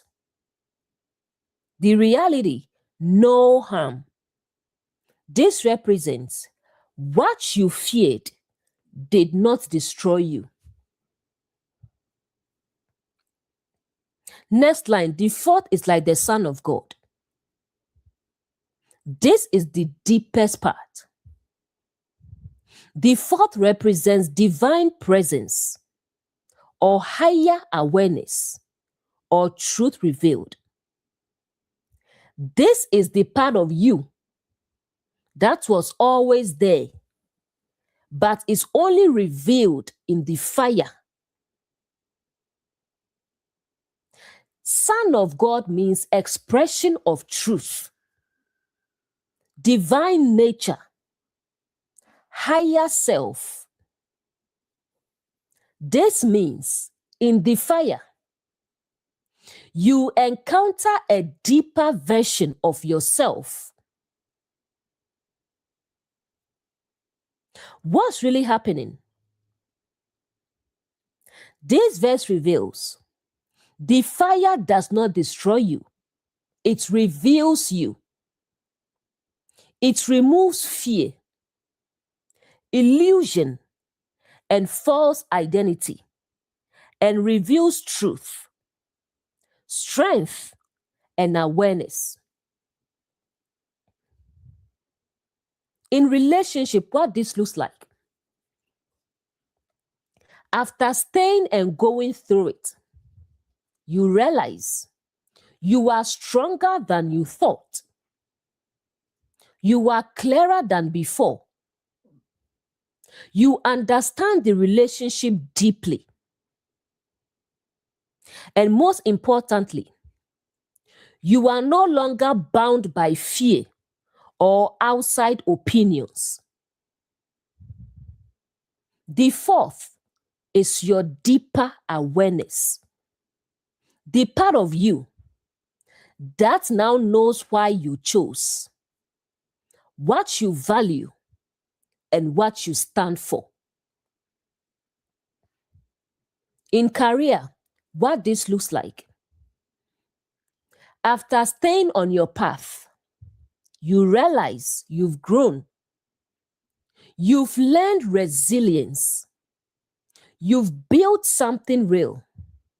And the fear of falling behind no longer controls you. The fourth is the confidence born from experience. In religion, what this looks like. After standing in your truth, you realize your understanding is deeper. Your connection is real. Your clarity is stronger. And fear of being wrong no longer dominates you. The fourth is direct awareness of truth within. The pattern, pressure is applied. You refuse to bow. You enter the fire. You are tested. You don't break. You are freed within the fire. A deeper truth is revealed. This is transformation through experience. The key truth. The fire you feared was not meant to destroy you. It was meant to reveal what cannot be destroyed. You don't find this version of yourself outside the fire.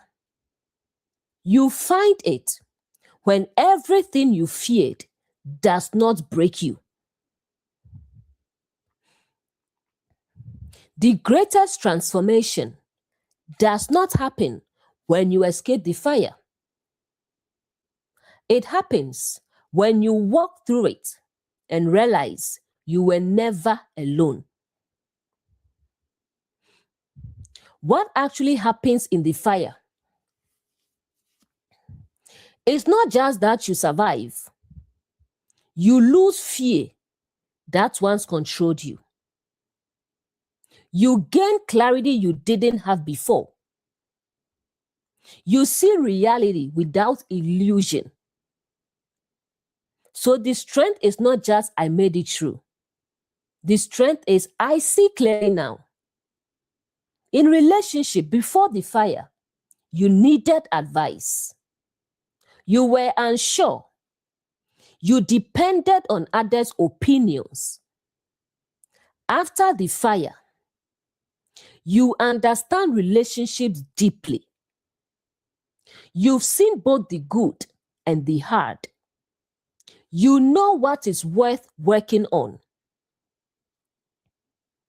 Now, when someone comes to you, you don't just repeat what you heard. You speak from experience. In career, before the fire, you compared. You felt behind. You were unsure of your path.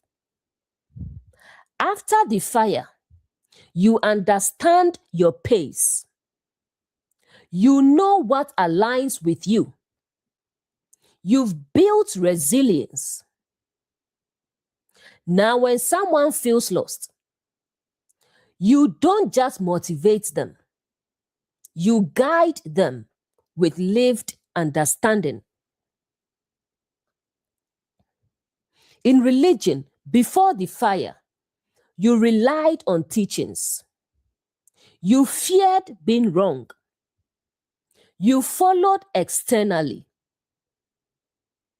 After the fire, you have direct understanding. Your connection is real. Your clarity is grounded. Now, when someone is confused, you don't just quote.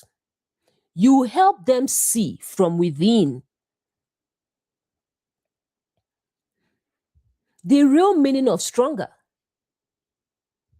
Stronger does not mean harder, closed off, or unaffected.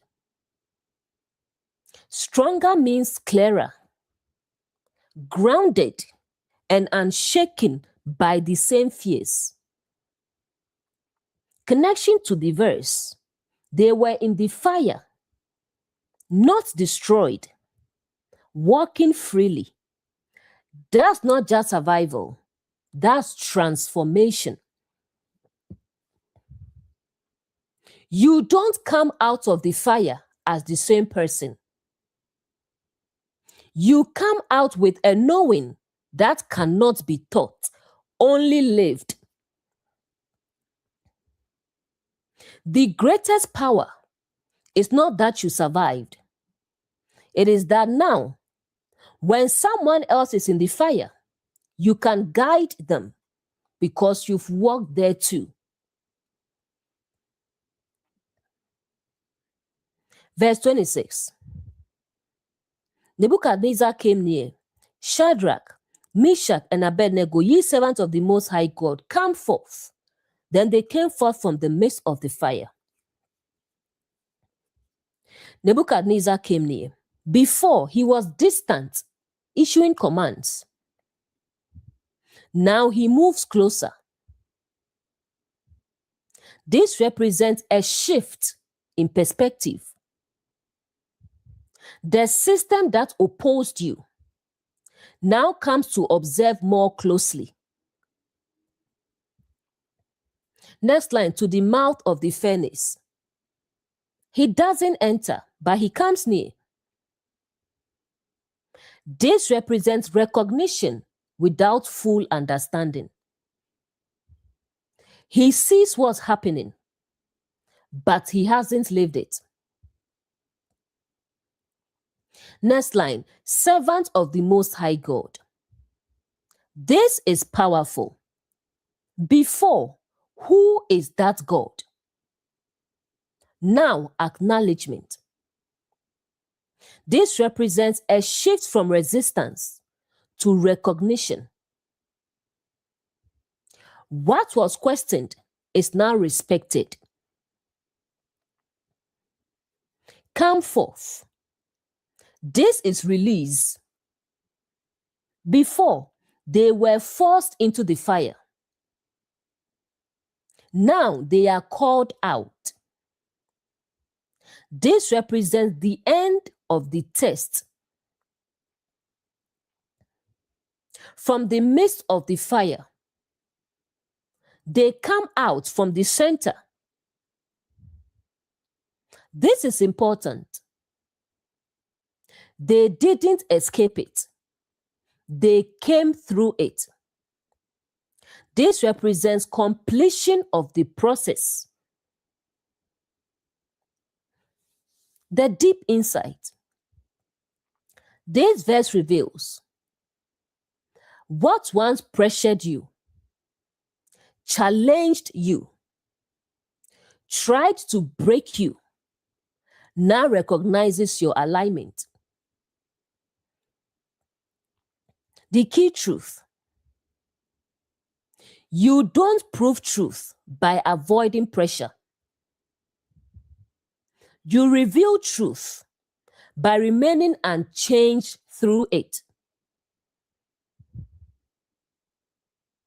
In relationship, what this looks like.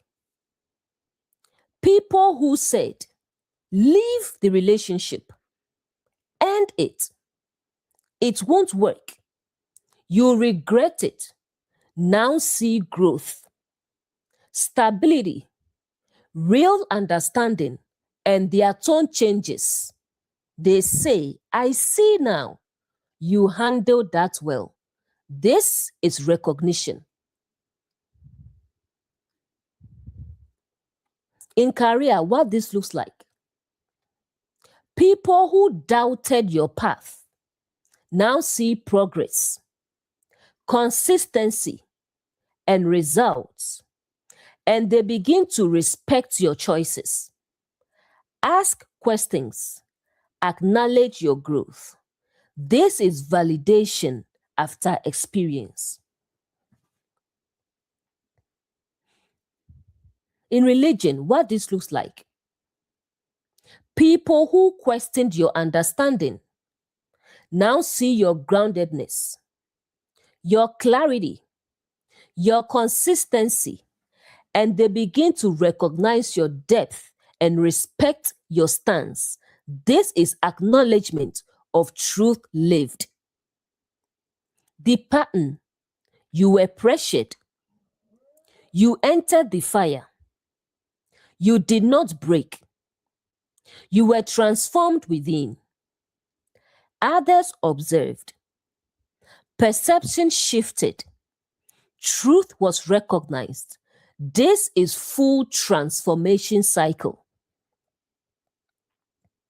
The same voice that questioned you may one day call you forward.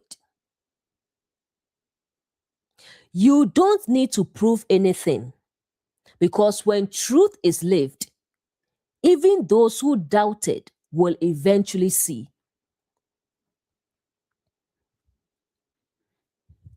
Verse 27. All the rulers gathered and saw these men upon whose bodies the fire had no power, not a hair singe, their garments unchanged, not even the smell of fire on them. Princes, governors, captains, counselors, all gathered. Everyone is watching now. This represents full public observation. Not just one voice anymore. Multiple perspectives are witnessing your outcome. Next line, saw this man. It is no longer assumption. It is visible evidence. What people expected is now replaced with what they can clearly see. Next line, the fire had no power over them. This is the core truth. The fire was real, but it had no control over them. This represents pressure losing its influence. Not because the fire wasn't intense, but because they were no longer affected by it. Not a hair singe. Extreme detail. This shows no damage at any level. Symbolically, even the smallest part of you remains intact. Their garments unchanged. Identity remains the same. Remember, garments represent identity, roles, self-image. This means the fire did not change who they are. It did not distort their identity. This is unshaken identity. Next, no smell of fire. This is the deepest part. Not only no damage, but no trace of the experience. This represents the fire did not leave fear, trauma, and residue. It had no lasting effect. What's really happening? This verse reveals the highest level of transformation is not surviving with scars. It is going through and remaining unchanged at your core. The goal is not just I made it through. The deeper truth is it had no power over me. Examples in relationship, what this looks like. After going through everything, you are clear, grounded, not bitter, not shaken. You don't carry resentment. You don't carry fear or confusion. You come out with understanding, not damage. In career, what this looks like. After challenges, you are more confident, more grounded, not driven by fear anymore. You don't carry insecurity or comparison. You come out with clarity and direction. In religion, what this looks like. After questioning and testing, you are anchored, clear, and unshaken. You don't carry fear of being wrong. You don't carry dependency on external validation. You come out with direct knowing. The pattern: pressure is applied. Fear is introduced. You are tested. You go through the fire. You don't break. You are freed within it. You come out unchanged. This is complete transformation. The highest level of strength is not seen in avoiding the fire, but in walking through it and carrying no trace of it.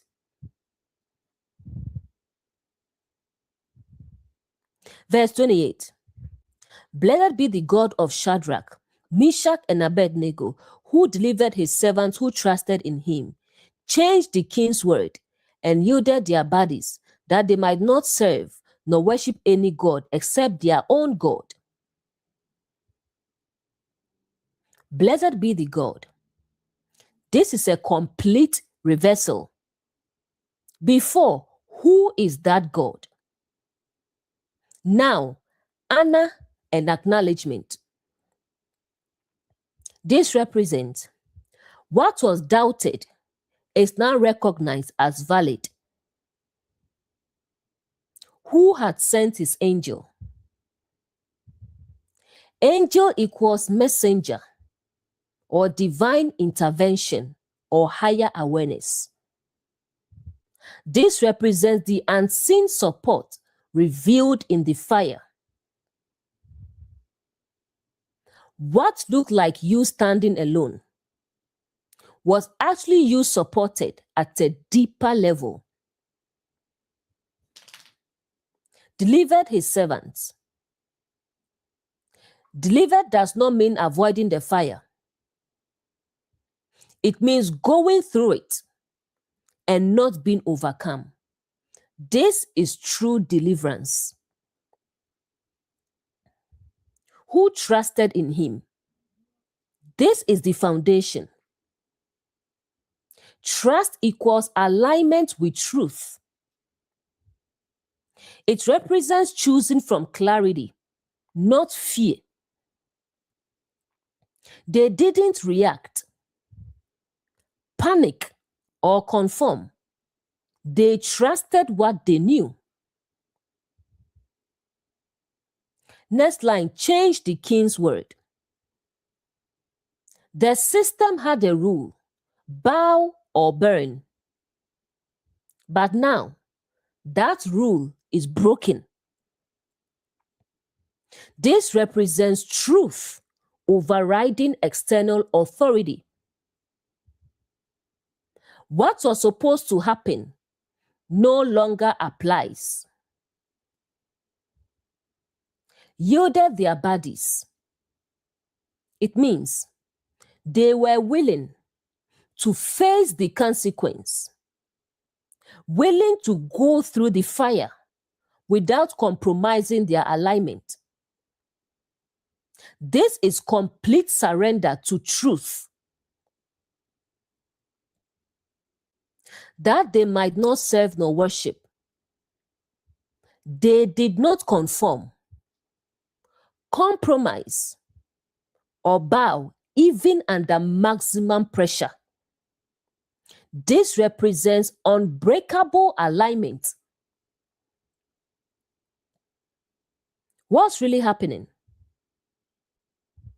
This verse reveals when you stand in truth fully,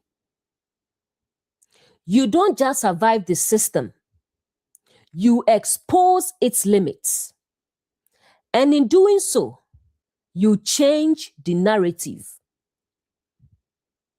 The key truth: you don't change outcomes by arguing with pressure. You change outcomes by remaining unchanged within it. In relationship, what this looks like: people who once said, leave, it won't work, now see growth, stability, and understanding, and their tone shifts to I see what you meant. You handled that well. This is the narrative changing. In career, what this looks like: people who doubted your path now see results, consistency, and real progress, and begin to respect your decisions and acknowledge your growth.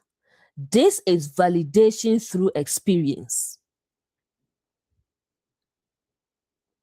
In religion, what this looks like: people who questioned your understanding now see your clarity, your groundedness, your peace, and begin to recognize your depth. Respect your alignment. This is truth revealed through living it. The pattern: pressure is applied, fear is introduced. You refuse to bow, You enter the fire. You don't break. You are freed within it. You come out unchanged. The system recognizes truth. The narrative is rewritten. This is full transformation and revelation. The greatest testimony is not what you say. It is what remains true after everything tried to change it. The moment you stop trying to prove truth and start living it, is the moment even what opposed you begins to acknowledge it. Verse 29, I make a decree. Anyone who speaks against this God shall be cut in pieces, because there is no other God who can deliver in this way. Important grounding. If this verse is taken literally, it sounds like punishment, violence, and false belief. But this represents something deeper. A complete shift in what is now recognized as true. I make a decree. The same authority that once said, bow or burn, now says, this is what is true. This represents a new governing belief. Next line, every people, nation, and language. This is broad. It represents all perspectives, all voices,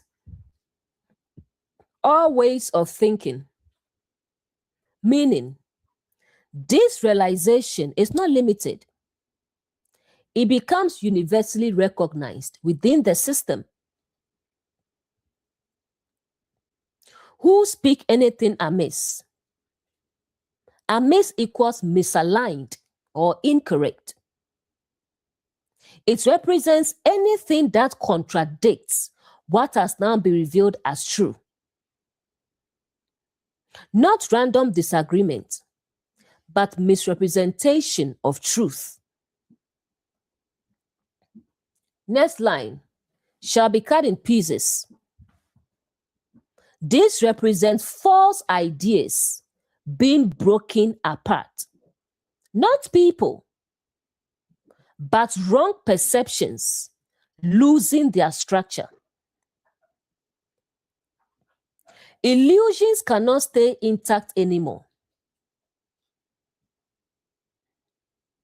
Next line, their houses made a dunghill.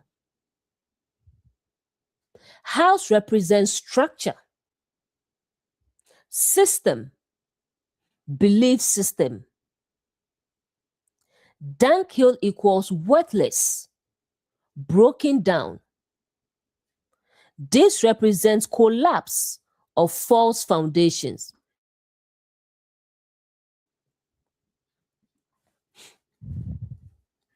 What was built on illusion cannot stand anymore. Next line, because there is no other God. This is recognition. It represents clarity after experience. Not belief based on theory, but understanding based on what has been proven. Next line, who can deliver in this way? This is key. It acknowledges this kind of transformation is undeniable. Not avoiding the fire, but going through it untouched. The deep insight. This verse reveals, after truth is fully experienced, it becomes the new standard. And anything that contradicts it cannot hold its structure anymore. The key truth. Truth does not destroy people. It dismantles what is false. In relationships, what this looks like. After everything, you now see clearly what love actually is. What works versus what doesn't. So when false ideas come, love must look like this. You should have done this. You immediately recognize this is not true. Those ideas no longer hold power. In career, what this looks like. After your journey, you now see clearly. Success is not one path. Growth is not always visible. So when you hear, you must do this to succeed, you recognize this is not absolute truth. That belief falls apart. In religion, what this looks like. After your experience, you now see clearly what truth feels like, what is real versus borrowed. So when you hear fear-based ideas, misaligned teachings, you recognize this does not align. Those structures collapse within you. The final pattern. Truth is challenged. Pressure is applied. You stand firm. You go through the fire. You are transformed. Truth is revealed. Perception shifts. False structures collapse. This is full awakening pattern. Once you see clearly, you cannot unsee. When truth is revealed, it does not need to defend itself because everything false begins to fall apart on its own. Verse 30. Then the king promoted Shadrach, Meshach, and Abednego in the province of Babylon. Then the king, the same authority that pressured, that challenged, that tested, now becomes the one that elevates. This represents a complete reversal in influence. Promoted, this is elevation.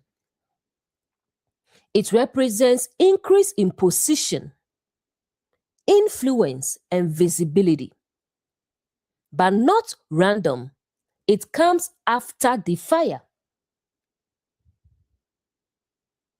Shadrach, Meshach, and Abednego, the aligned ones, they represent the parts of you that endured pressure, questioned influence, and stayed true. These are now what gets elevated. In the province of Babylon, Babylon equals the system or the environment. This is key. They are elevated within the same system, not removed from it, but now operating at a higher level within it. The deep insight. This verse reveals when you remain aligned through pressure, you don't just survive, you gain influence within the very environment that tested you. The key truth. Promotion is not the goal. It is the result of proving alignment. In relationship, what this looks like. After going through the fire, You now have deeper understanding, stronger boundaries, clearer communication. The relationship is now operating at a higher level. Not because it was easy, but because it was tested. In career, what this looks like. After staying true to your path, you now have real skills, resilience, and confidence. Opportunities increase, respect increases. This is earned elevation. In religion, what this looks like. After standing in truth, you now have clarity, grounded understanding, and inner authority. You are no longer easily shaken or dependent on external validation. This is spiritual maturity. The final pattern, the complete cycle. Identity is challenged. Pressure is applied. Fear is introduced. You refuse to bow. You enter the fire. You are tested. You don't break. Truth is revealed. False structures collapse. Recognition happens. Elevation follows. This is full transformation cycle. The fire was not meant to destroy you. It was meant to reveal you, so that when you rise with substance. True elevation does not come from avoiding the fire. It comes from walking through it and remaining unchanged at your core.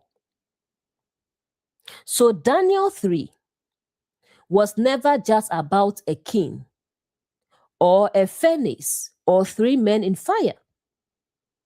It was about pressure, identity, and what happens when you refuse to bow. Because the truth is, the fire didn't come to destroy them. It came to reveal them. And maybe the same is true for you. Maybe the pressure you feel is not here to break you, but to show you what in you cannot be broken. Because scripture was never just meant to be read. It was meant to be seen. And once you see it, you can't unsee it. So the next time you feel the heat, don't just ask how to escape it. Ask, what is being revealed in you through it? Because the story was never just Daniel 3. It has always been about you. Thanks for listening, and I will see you in the next teaching. Have a good night.